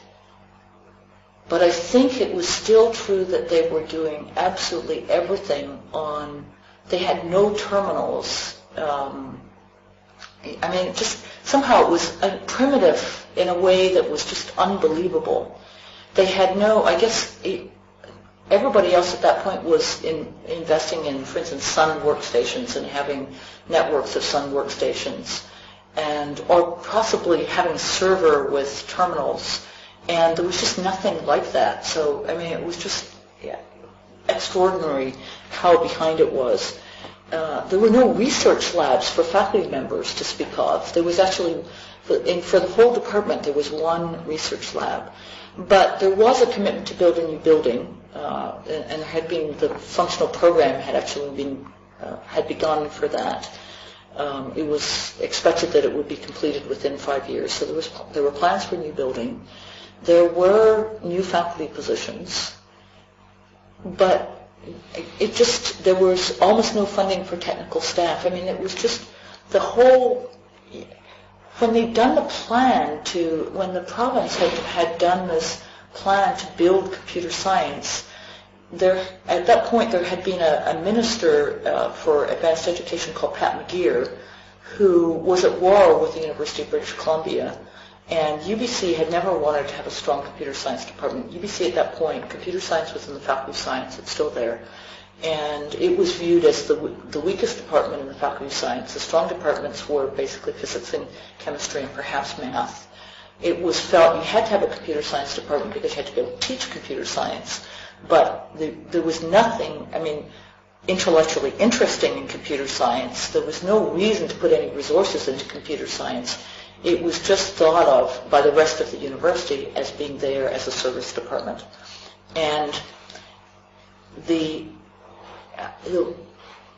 this minister, Pat McGeer, had been a professor at the UBC and had fought with the administration, then had gone into politics, had gotten elected, had become the Minister for Advanced Education, and had decided that information technology was the future of the province, had gone off to meet with folks in IBM Research, had gone to Stanford, MIT, Berkeley, had understood, the role of universities in driving information technology, Silicon Valley and Boston area and so on, had decided that the universities had to invest in computer science, had decided to put resources into the universities. So UBC was in this situation where they could either decide that they would get the resources and strengthen their computer science department, or not get the resources and see Simon Fraser and the University of Victoria be strengthened, and had sort of, over the reluctance of many of the faculty in the Faculty of Science from other departments had decided to go ahead with it. And, of course, at some level I knew this, but I didn't really understand. And so, for example, the budget for physics and chemistry per sort of student FTE, per student unit, was perhaps 8 times the budget in computer science per student unit. They had technical staff that were funded by the university coming out of their ears to support their labs, to support research going on in the department. They had lab space. They had all kinds of things that was not there. And so what I hadn't really understood was that that there was no place anywhere in my budget that I could buy equipment. My entire budget for equipment was $5,000 per year. Whoa! And this is having, the number of majors at that point when I started out, the number of undergraduate students was, I believe, about, perhaps 150 majors per year. So graduating 150 majors per year. So, you can imagine trying to run a program for students with $5,000 per year for equipment.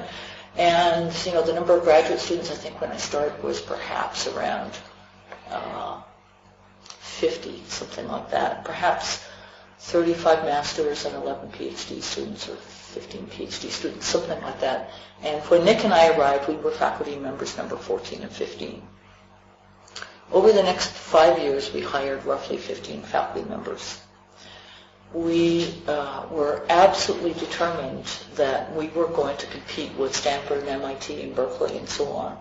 And we were very lucky in a couple of things. One was that the University of Washington had a lot of, I knew a number of people in the University of Washington. They, in fact, had thought hard about hiring us at the time, about recruiting us. In fact, we interviewed there at the time. We had decided not to apply to the University of Washington because we knew that Marty Tompa, who's another theoretician, had gone to work at IBM for a number of years while his wife Anne went off to medical school. And we knew that if they hired us instead of Marty, that we knew Marty wanted to go back to the University of Washington. He didn't intend to come back. And we decided not to apply at Washington because we figured that even though Washington was actually a top 10 computer science department, what could we have been thinking? But we somehow thought that UBC and Washington were roughly equivalent. And so therefore, since, Marty, we need to preserve the job opening for Marty, we should go to UBC. And the then, I think, chair of the department was Ed Lazowska. And Ed, this whole fact that we had made this decision for this reason impressed Ed enormously. And I'd known Ed for quite a while, but Ed just decided that he was going to be as supportive as he could in terms of us helping. Maybe he wasn't chair at the point, but he was the person who tried to recruit us there. And he just decided he was going to help us build a great department at UBC. So one of the really great things that happened was that Ed encouraged, and we really needed to build systems. That was the area that we felt there was a huge need in. He really encouraged the best systems graduates coming out of Washington. Washington was absolutely one of the top places in systems, and so they were getting interviewed by MIT and Berkeley and CMU and Stanford and all the others. He encouraged them to come do their dry run, to apply to UBC and do their dry run interview with us. Now, some people might have been offended that we were the practice place. But of course what it was doing for us was calibrating, because we weren't doing as well as getting the Berkeley and MIT students to decide that they would apply to UBC. But of course then these students, we were managing to, even though it took us several years before we managed to hire one of their students, they were getting impressed by what was happening at UBC, and so the word was getting out there. So one of the things we were able to do was convince the university that we were aiming so high that we could expect to make roughly 6 offers for every person who would say yes. And so if we were expecting to hire, say, 3 people, we would have 11 offers out there. And yeah, we did get turned down. People went to Cornell, people went to Stanford, people went to Berkeley. We did lose out to a number of great departments. We lost out to departments that, frankly, we thought were sometimes not quite as good as our departments. But over that period of time, the caliber of the people we saw just got better and better. Now, there was another thing that was going on that contributed to this, and that's that other departments had been building in the 80s, and we were one of the very few departments that were really growing very dramatically in the early 90s and just at the end of the 80s. Others had grown at the beginning of the 80s. And so there were many fewer jobs out there, but also the production of PhDs had been ramping up. And so the quality of students that it was much easier to, I mean, everybody and their dog had tried to build a world-class computer science department in the early 80s. There were very few departments that were as slow in getting on this bandwagon as the University of British Columbia, and so we had a huge advantage. The other thing was that before I accepted the job, I had met individually with every single faculty member and asked them, and with the graduate students and with the undergraduate students, and asked them to sign on to a person to this idea that we would build a top computer science department and that it meant that things would have to change. And so I had gotten every individual to sign on. There was another thing that helped, which was that the department had 4 tenure denials in the 3 years before I came, and was very demoralized, and the fights had been very bitter about those tenure denials. 2 of them had been denied at the department level, and there had not been unanimity about those. 2 were denied at the university, at the faculty level, and there was just enormous bitterness. And so the department had been very polarized and was a very unhappy place. And one of the rules is, if you would like to change something dramatically, go to a place that's demoralized, where people are really unhappy. Because if you can come into a place where pretty much everyone agrees that everything's broken, you can fix everything. Whereas if you go into a place where everyone agrees that everything, or at least if half the people think it's working really well, you're going to have tremendous resistance. So one of the things that it was possible to do that I think is very, very hard to do was to get all of the senior faculty to buy into the following concept, that we were going to be hiring junior faculty who were much stronger than they were, and that therefore we needed to have a completely democratic way of running the department, that we had to listen as much or more to the junior faculty, even the most junior assistant professor, as we did to the full professor who'd been there for 20 years, that we had to listen to our students and listen to our staff, and that this would be a place where the only value was on the merit of the idea, not on the particular position held by the individual. When we were recruiting junior faculty, as head, I would have 4 criteria that I told them were threshold criteria. They're all equal in importance, and you have to be above threshold in all 4. The first one is you have to want to become one of the top researchers in the world in your area. You have to have that passion, that drive. You have to have the capability to do that. The second one is you have to have a passion for teaching. We don't want anyone here who doesn't care about students. This is a university, and there are industrial research labs where people who are great researchers can go. And so nobody loves all aspects of teaching at all the time, but you have to be the kind of person who finds it a passion that you'll get reward out of this. Number 3 is you have to agree that you are going to be part of a department that wants to be one of the very best departments in the world, and that is going to require tremendous sacrifice from individuals, because you're going to have to be working on the aspects that are going to make this a great department for the community, for everybody, not just a great place for you to be an assistant professor or full professor or whatever. And so this is a very unusual place to be an assistant professor. You are going to be serving on committees. You're going to have a service load like that of a full professor. And if you're coming, you've got to choose that you're coming to build it. It's not going to be a place where you can sit and just do your research, and then, sometime later, once you get tenure, you take on service responsibility. Not going to happen. The fourth one is you have to agree that you value community, that we pay less than virtually any place we're competing with. We have less resources. We have a horrible building. This is the old building. We have heavier teaching loads. We have larger classes.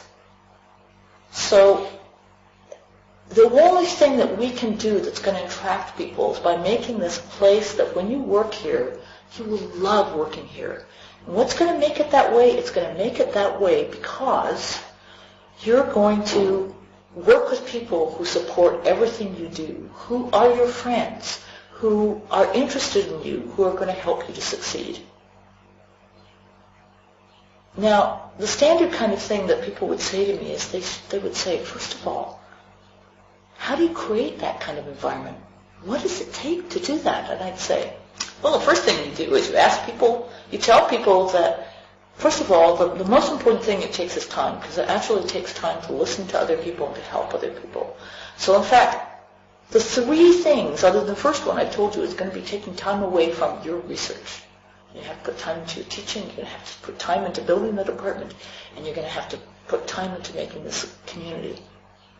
And he said, well, when you talk to people and you tell them these thresholds, how do you know they're not just lying to you? And I say, believe me, if you're going to choose to come here, you're going to be choosing for this value system. Because you're going to have, if you're good enough to get an offer from us, and we think you are because we wouldn't interview if we didn't. If you're good enough to get an offer from us, you're going to have offers from other places that are higher ranked, that pay you more. So you're only going to choose to come here if you have a value system that's consistent to this. As a junior person, you're not going to come here unless you're the kind of person who would love to be part of a team that's building a great department. That's going to select for a certain kind of individual. You're going to choose because you want to be in a friendly department that supports you, that has a community to it. Well, I have to say, we hired extraordinary people. And when we had our 5-year review after the first 5 years, our team, I'm not sure I can remember everybody on the team. Rujna Baitshi was one, Fred Brooks was one.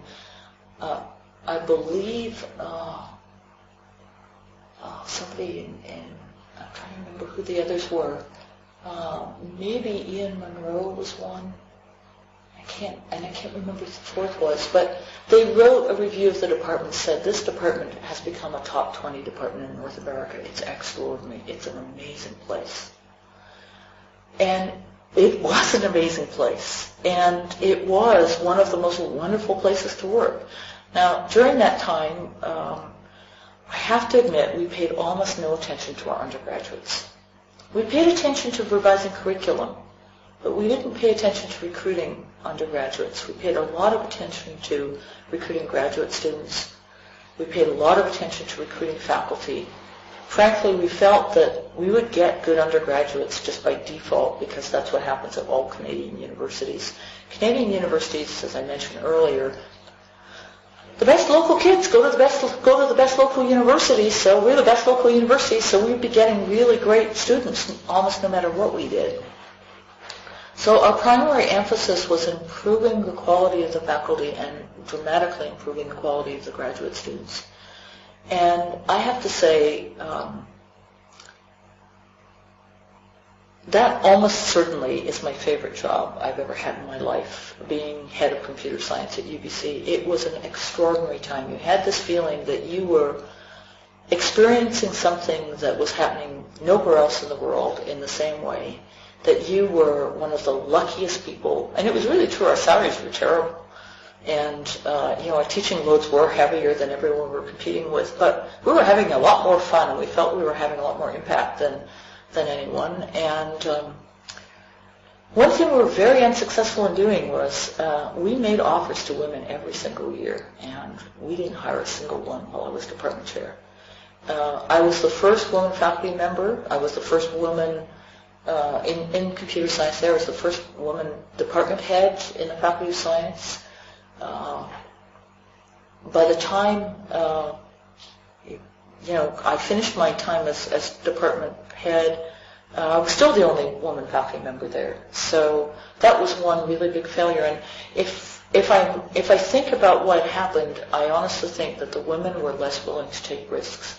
I remember the first time somebody turned down a Cornell offer to come to UBC. That was Jack Snow Inc. I mean, can you believe turning down Cornell? I mean, really one of the top universities in the world to come to UBC? It was just amazing. But, you know,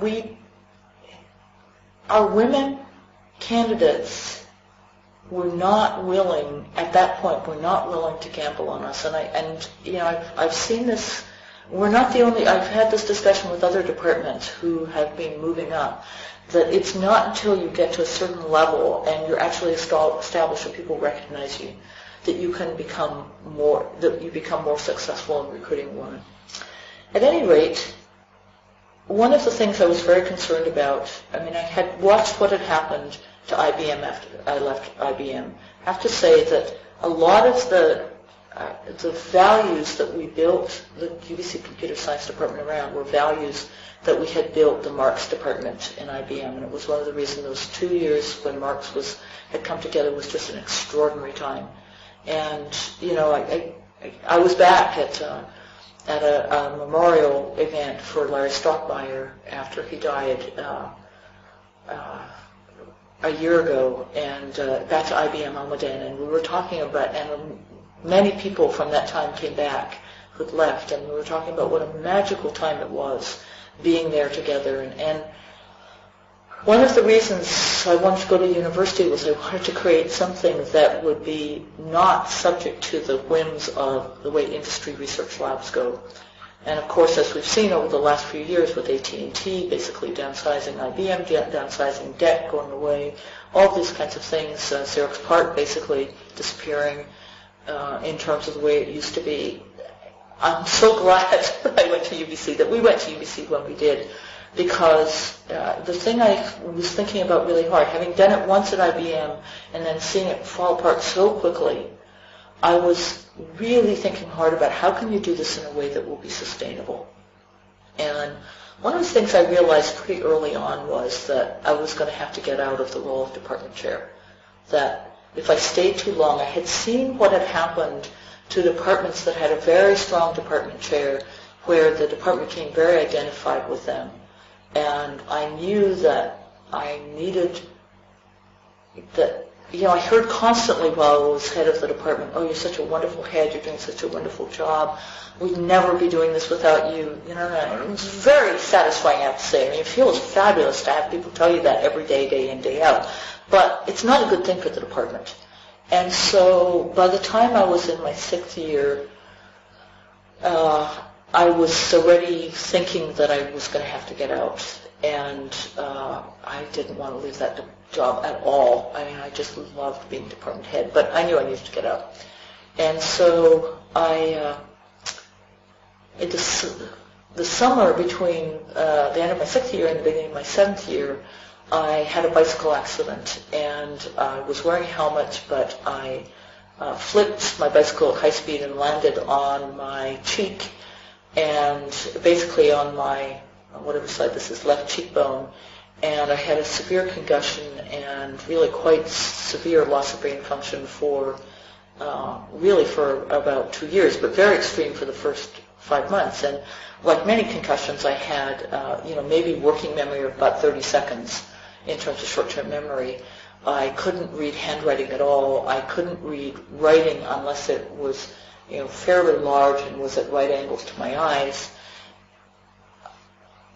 You would have thought that this would be a sort of a disadvantage as a department chair. It caused some shifts in my behavior. First of all, it caused me to bring another person into every meeting with me, so that I could, so that somebody who had more long-term memory than 30 seconds would be there. And secondly, it caused me to shift to doing absolutely all communication by email in terms of records, so that I would have a written record. And what was quite extraordinary was that after the first few weeks, it was clear that most people didn't realize that this was happening.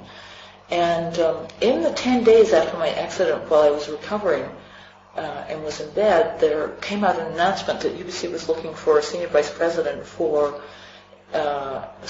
student academic services, and this particular role covered information technology, all student services, student affairs, libraries, Center for the Performing Arts, athletics, I'm probably leaving something out, housing.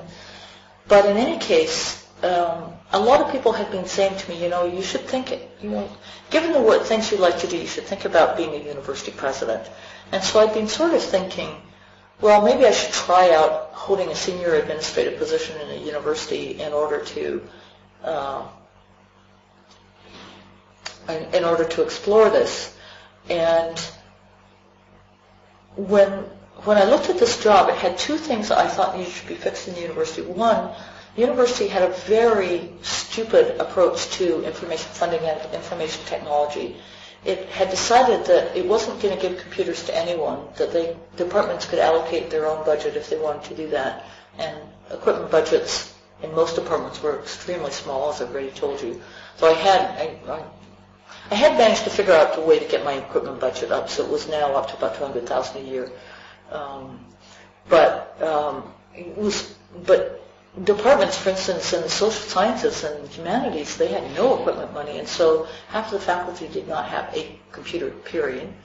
And they decided also that they would not pay for networking in the university within buildings at all, that if departments wanted to be connected to the network, that they would have to pay for the network.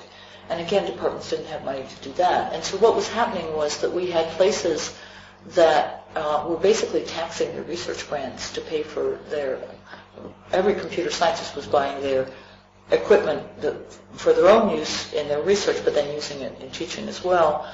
Same for most of the science people, most of the engineering people.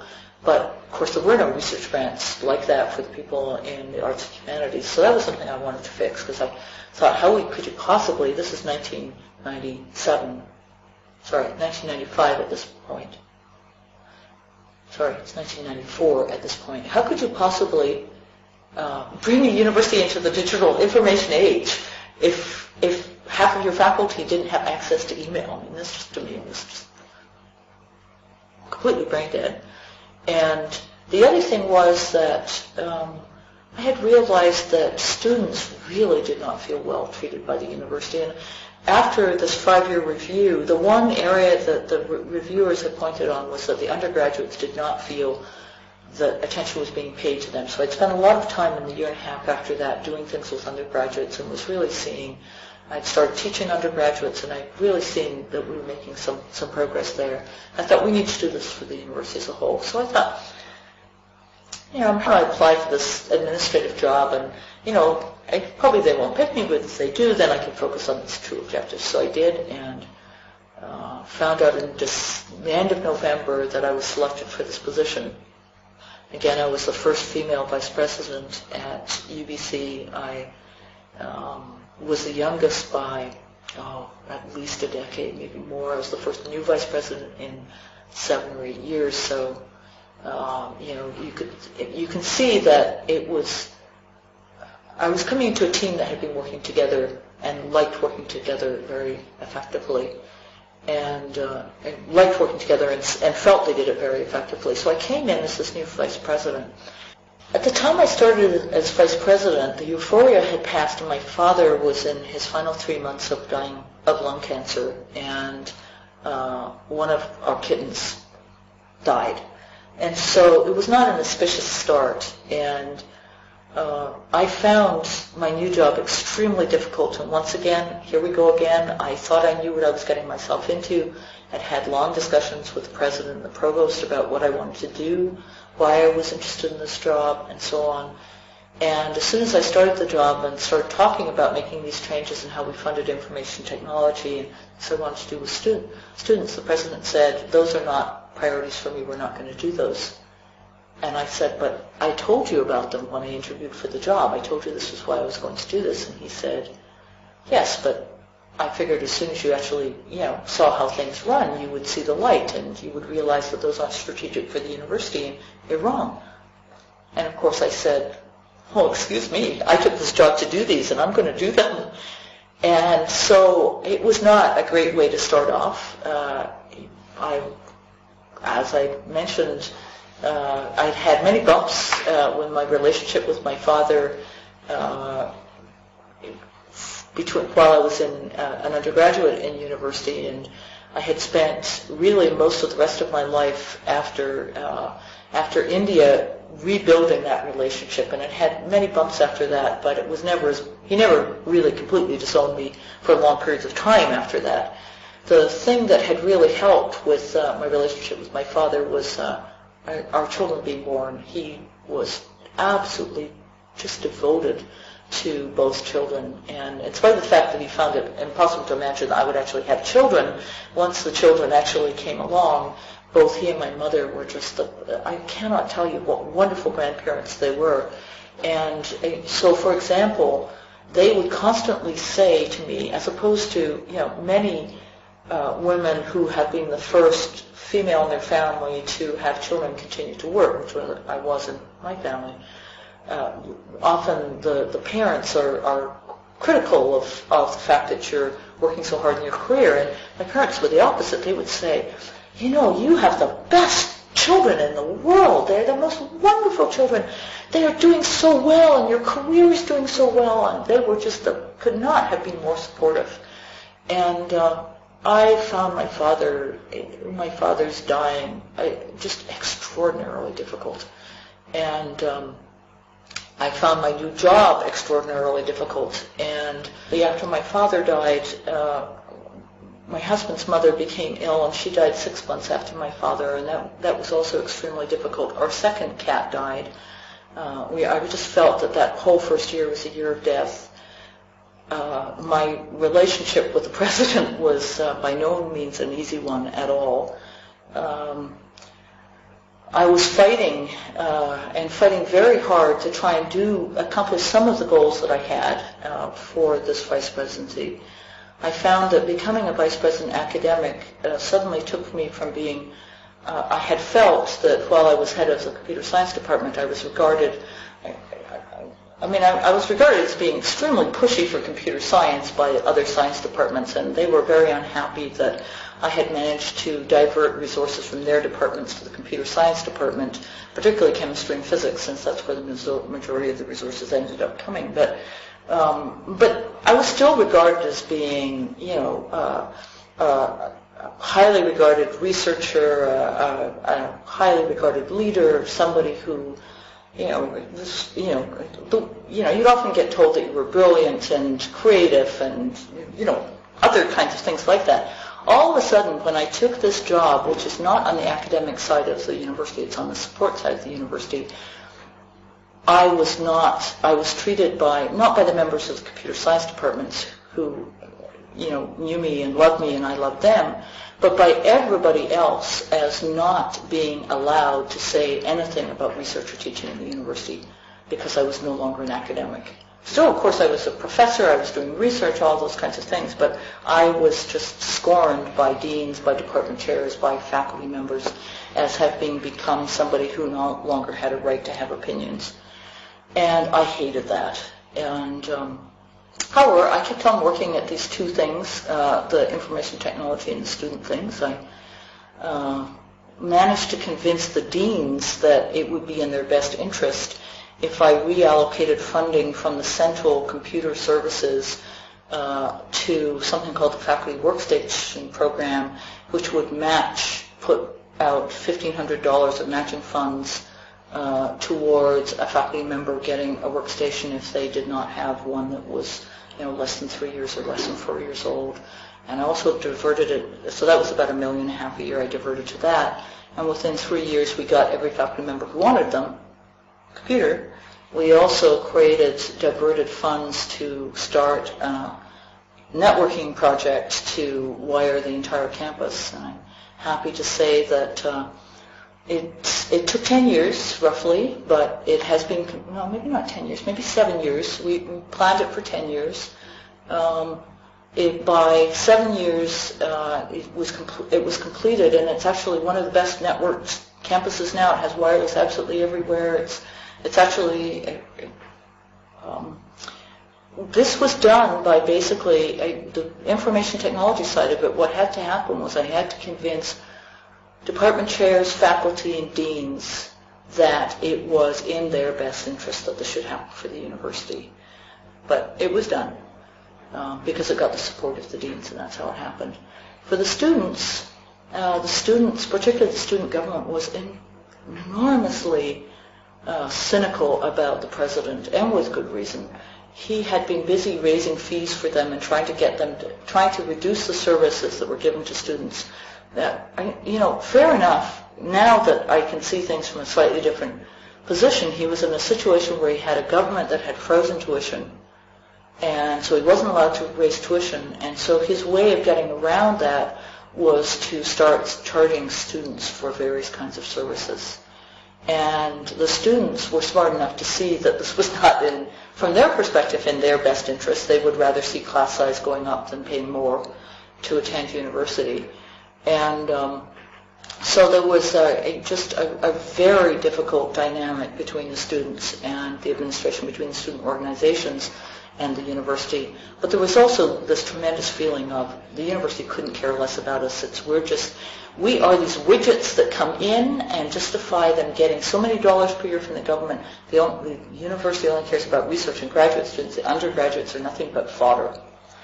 And I started a set of student forums, and on all of the issues that the students thought were most important. And of course, services had been declining dramatically because of cutbacks. We were going through 3% cuts to our budget every year, year after year, and also mandatory increases in the number of students we had to accept. So it was an extremely difficult time for the university.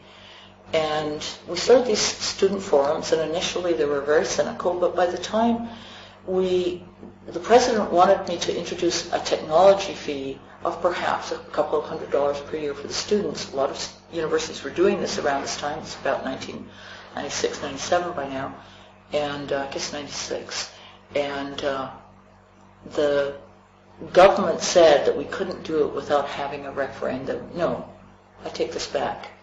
The government said we had to have a referendum, but they didn't say we had to follow the results of the referendum. And so we had a student referendum. They voted against the and I wanted them to pass the fee because it would have made it so much easier to get resources for students. And they voted down the referendum. So, I lobbied for it, and so on. They voted down the referendum by 4-1. And I, against the president's will, refused to instate the technology fee. And in the weeks after the referendum, I got 300 emails from angry students when we announced the referendum results who were sure I was going to implement the technology fee. And everyone should go through this in your life. They were some of the most scathing, hostile, and abusive emails I've had in my life. I answered every single one of them. And we didn't instate the fee. And the fact that I didn't instate the fee radically turned around the student relationships with the administration. I suddenly became someone they could trust. And at the beginning of my third year, I guess, maybe it's in the middle of my third year, I chaired a board of campus advisory.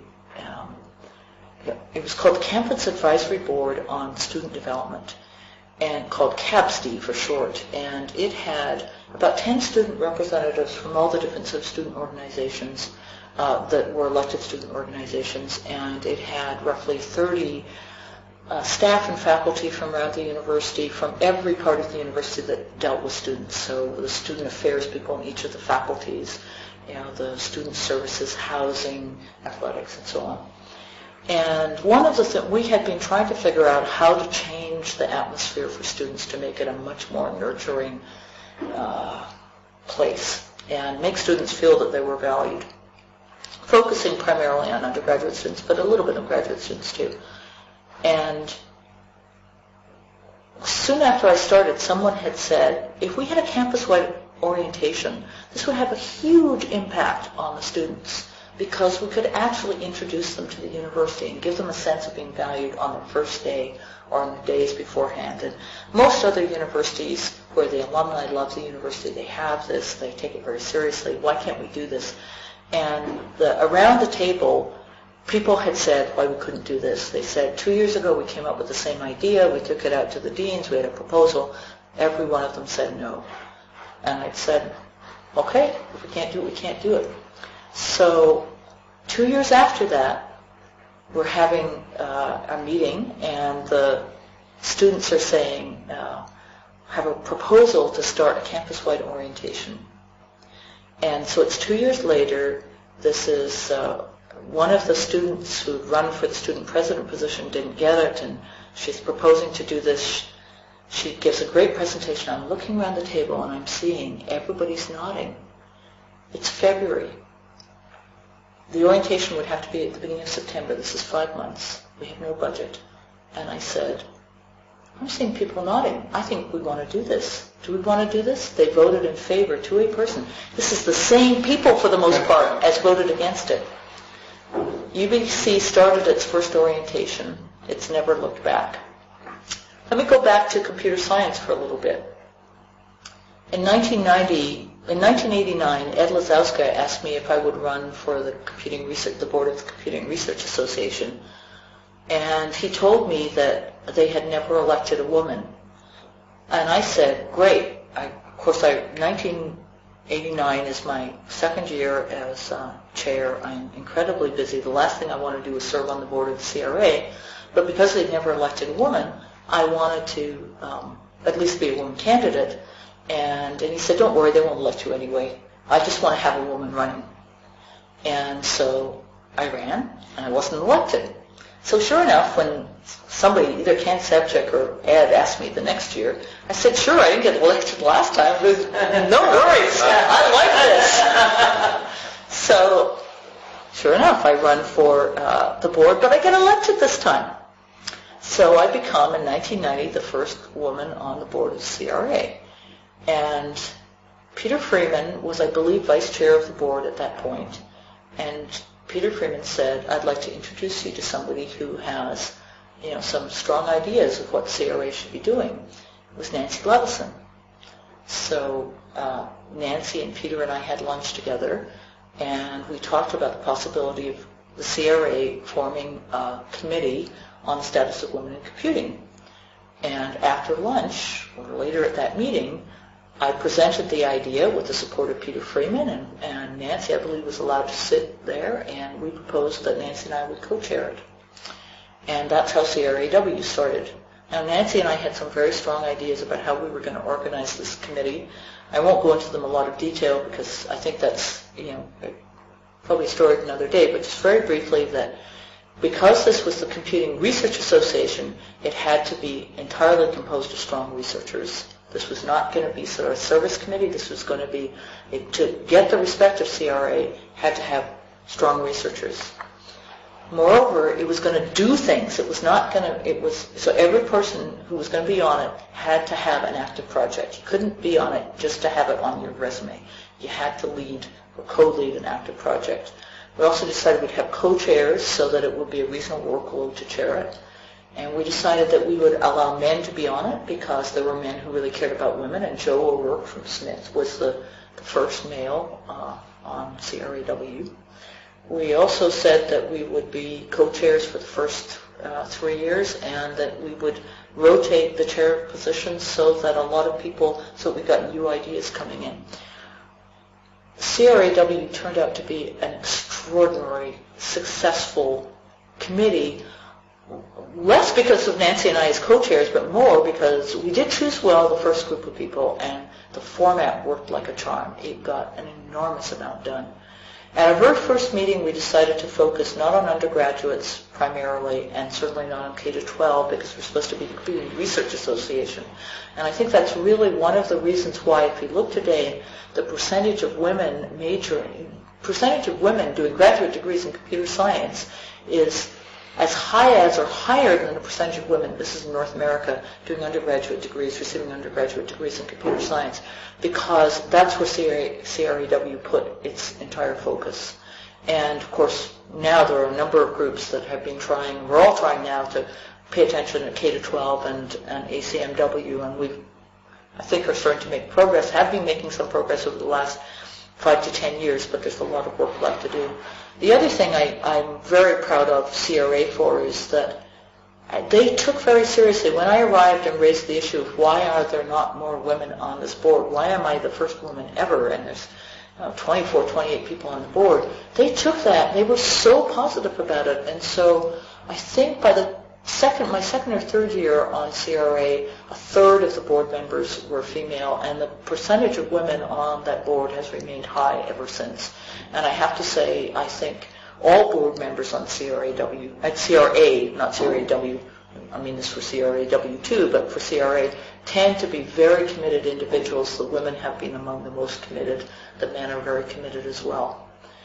The other thing I want to mention is that I realized, I really do feel that while I was in my time as vice president, I had a lot of impact on the University of British Columbia, but I also realized I didn't want to be in that job for very long because I wanted to be back having the opportunity to work much more closely with students. I wanted to be back on the academic side.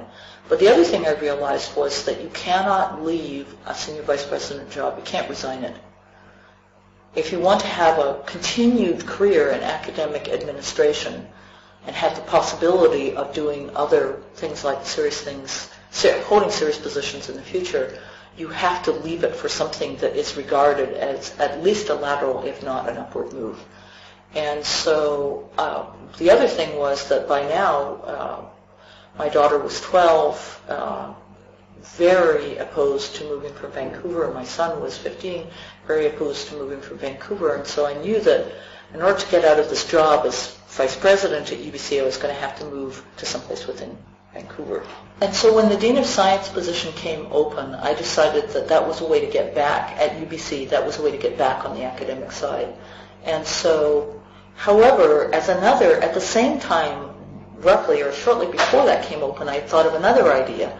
There was an NSERC chair for women in science and engineering that I also applied for, and this was one of 5 regional chairs, and the idea is that this would be positions for senior women in science and engineering whose primary task would be to increase the participation of women in a field in which they were underrepresented. And I, of course, chose the field of computer science. So I applied for that position as well. That would have still meant staying at the University of British Columbia, but leading this project to increase the participation of women in computing. Well, somehow it happened that I ended up with both jobs. And I knew I wanted to be Dean of Science, but we also couldn't really, it would have been too embarrassing to tell NSERC that I wasn't going to take for the university, I wasn't going to take that one. And so NSERC somehow approved that I would do both these jobs. Now, you're supposed to spend half your time as in this NSERC chair position on these projects, and of course, being dean is much more than a half-time job. And plus, I was still doing research and a few other things. So, but nevertheless, I started as Dean of Science in November 1998. I actually formally started this chair September 1997. Started the SWIFT project supporting women in information technology. And shortly after I became dean, I guess before I became dean, Dave Patterson had emailed me and asked me if I would run for the ACM Council. And first of all, I was sure I wouldn't get elected because of what had happened with CRA. And secondly, I thought, if there's any organization that together with CRA should be paying attention to women in computing, it's ACM. And despite the fact that ACM had the ACMW, I didn't feel that they had enough impact on K-12 or in undergraduate years. And so I thought, well, I could run for council, and if I got elected to council, then I could focus on the issue of women in computing. So I ran for council, and I got elected. So I'm starting out I'm now Dean of Science. Of course, I'm very delighted to take on this new job, and happy to get closer back to my computer science department. And I'm leading this SWIFT project as well. And sometime within my first year as Dean of Science, I get a phone call from Chuck House asking me if I'm willing to run for the position of ACM president. And I go, you must be nuts. I've only been on council for a year at this point. I mean, you've got to be totally crazy. And he said, well, this is a great opportunity for you to focus on the things that you care about. Please think about it. And I talked to my associate deans, and I talked to my boss, the provost, and my boss said, Maria, you have to be nuts. I mean, you're doing the censored chair thing. This is a major professional society. You cannot do that while you're dean. One of my associate deans, his name is Lauren Whitehead, said, think of all the things you could accomplish as Dean of Science from that role of President of ACM. You would get to meet, lots of VPs of major information technology companies. You would you'd have this visibility. It'd be good for the university. And I said, Lauren, you're nuts. Barry's right. This is the provost. I'm not going to do it. And Lauren said, well, think about it. So I called Chuck back and said, I'm not going to do it. Some weeks later, John White calls to say, who's then the CEO of ACM, to say, we know you don't want to be president, but there's this great job you can be that's vice president, has no responsibilities, and you could take this job, and it would sort of keep you'd get to see how the executive runs, and you could do this as Dean of Science. And when I mentioned this to Lauren says, you've got to do that one.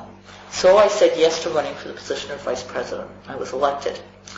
Well, the position of vice president didn't turn out to be as easy as I thought it would be. And so I spent my entire time as vice president making peace. It was not an easy time, let me say. And during that time, I decided, it would be easier being president myself than having to manage the relationship. And so when, lo and behold, I was asked to run for the position of president, I said, sure. I'm now, going into my fourth year as Dean of Science. I understand how to do the job, not contemplating any major changes in my life. This will be good because I'll be in charge instead of just being the person who's trying to be the fence mender. And so I agreed to run, and I was elected. And, shortly after I believe, had agreed to run, but perhaps before I was elected, yes, I believe it was during the time, I had agreed to run in September, and roughly November, I was asked to advise the Princeton search committee on their search for a dean of engineering. And I said, sure, I'm happy to do a phone call. That's easy. And they told me about what they were looking for for the position of dean of engineering. And I gave them my advice. And I thought about this for a long time afterwards about they had a new president, a woman, Shirley Tillman. They really wanted to revolutionize the culture of engineering and take their school to the top ranks. It's a great university, but the engineering school is only an excellent engineering school, so it really could move forward. Sounded sort of a lot like the situation at UBC, though Princeton's a very wealthy university. Seemed like it wouldn't be the resource issues, all of those kinds of things. So I got snookered. And so I found, in November I was waking up in the middle of the night wondering if I was interested in this job. They didn't mention my being candidate. I finally called Bob Tarjan, who was an old friend of mine and was on the search committee, and I said, Bob, I've been thinking about this. I'm not an engineer. I've never been in a private university in my life. I'm Canadian, and I realize probably the last person you'd think about for this job, but do you think they would consider me? Or, don't feel embarrassed. Dead silence. And even though Bob can be quiet, he's not usually dead silence. And I said, well, anyway, probably he wouldn't, because you have to offer Nick a position, then you already have a ton of theory people at Princeton, you probably wouldn't want to have another theoretician. And he said, oh, no, that's not a problem. We've already talked to the department about that, and we'd hire Nick. That's not a problem. Of course, I realized when he said that of course they'd been thinking about me very seriously if they'd already gone. so on. And so he said, we just thought there was no way we would ever get you out of Vancouver. And so, we just hadn't decided how we were going to approach you yet because we just thought it was impossible. So I became a candidate, and of course this was all very quiet, being a candidate, but by May 2nd I knew I was going to go to Princeton. And I have to say I came home, after I made the decision, I realized I couldn't possibly negotiate with the president, because if I negotiated even for one instant, I wasn't going to leave UBC. I loved UBC. I loved Vancouver. There was just no way I wanted to leave. But rationally, I thought it would be good for me to make the move. I thought the main reason was that I've been doing already a lot to try and change the culture of science and engineering within UBC, and every time I would give a talk at some conference in the U.S. about the things we've done at UBC, people would say, yeah, but you couldn't do that in the U.S. That's Canada. Canada's a kind of gentle place. Do anything in Canada. You can't do that in the U.S. I said, if I went to Princeton and we did that, it would be clear, since Princeton's so hard to change, that you could do it anywhere.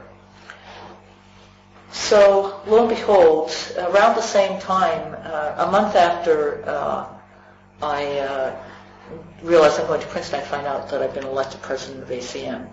And so in my first year as president of ACM, I go through the move to Princeton. We left my husband and kids in Vancouver I moved to Princeton in January 2003. Nick stayed with Yannick and Sasha because Sasha was in her last year of high school, absolutely refused to be moved, and I didn't blame her. In that same set of time between my first 6 months of being president of ACM, my close friend Anita Borg started entering the final stages of dying from her brain tumor. I agreed to serve as chair of the board of the Anita Borg, what now is called the Anita Borg Institute. I'd been a trustee since Anita founded it. Tally Whitney agreed to become president of the Anita Borg Institute if I would agree to chair the board, and because I thought Tally was a magnificent choice for being president, I agreed to chair the board. So there I was, starting a new job, beginning chairing this board and being president of ACM. And then towards the end of my first year, really just the weekend after Anita's, the private memorial service for Anita after she died, May 4th, my mother became very seriously ill, and so we went into the final stages of leaving Vancouver while my mother was dying over the next 3 months. That was my first year as president of ACM, and the second year as president of ACM wasn't nearly as bad in terms of personal things. At least Nick was now living in Princeton. It was a hard time, I have to say, that first year of being president of ACM, but I have to say ACM is an extraordinarily wonderful organization. The staff are amazing, the volunteers are amazing. I felt throughout my time, both as president of ACM and during that time as chair of the board of the Anita Borg Institute, that I was doing a terrible job of absolutely everything I was doing because there wasn't enough time to do any of it. But, and Fran Allen, when I'll never forget, she was asking me when she was decided to run for the position of president during this last set of elections, and I knew Dave Patterson was also going to be running, and Fran said, frankly, Maria, what would you do if you had another 2 years as president of ACM? And I said, complete straight face, and I meant it, kill myself. I just absolutely could not have survived any longer. But it was a wonderful experience. I'm enjoying being past president much more. I'm much more used to my job as dean at Princeton. Transition to Princeton was extremely difficult, but it's been good for me. I have grown, I've learned, and I'm thrilled to say that the Princeton Computer Science Department has just brought in a proposal to the broadening participation in computing program at NSF, and I think it's a wonderful proposal. I understand it's going to be one of maybe 500 proposals that are coming in, so I have no idea what our chances are getting funded, but even just in the 2.5 years I've been at Princeton, We've increased the number of women in faculty in engineering by 50%. We've increased the number of women faculty in computer science by 50%. We had almost 40% of our incoming PhD students this year being female in computer science. I can see the department's really working hard to change things. I can see several other departments really working hard. We've completed a strategic vision for the School of Engineering. I think it's very exciting. It's called Engineering for a Better World, and it's really all about this change in culture to make engineering and science as a whole a place that welcomes everybody, women, minorities, people with many passions who want to be Leonardo da Vinci and don't want to just focus on one thing.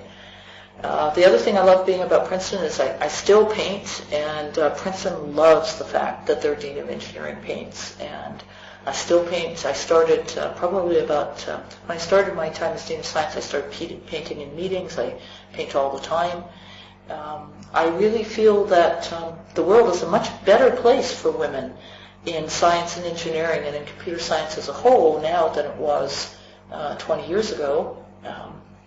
And I think it's going to get better still. The thing that worries me absolutely the most at this point is that computing as a career is perceived in a way that is so far from what it is today and for what it will become in the future. And we've just been going through several years of decline in interest after the burst of the dot-com bubble in 2001. And I think we've got a lot of work to do in K-12 and at the university level to turn things around so that we really start to be an appealing discipline for students to major in again. And that's the end of my story.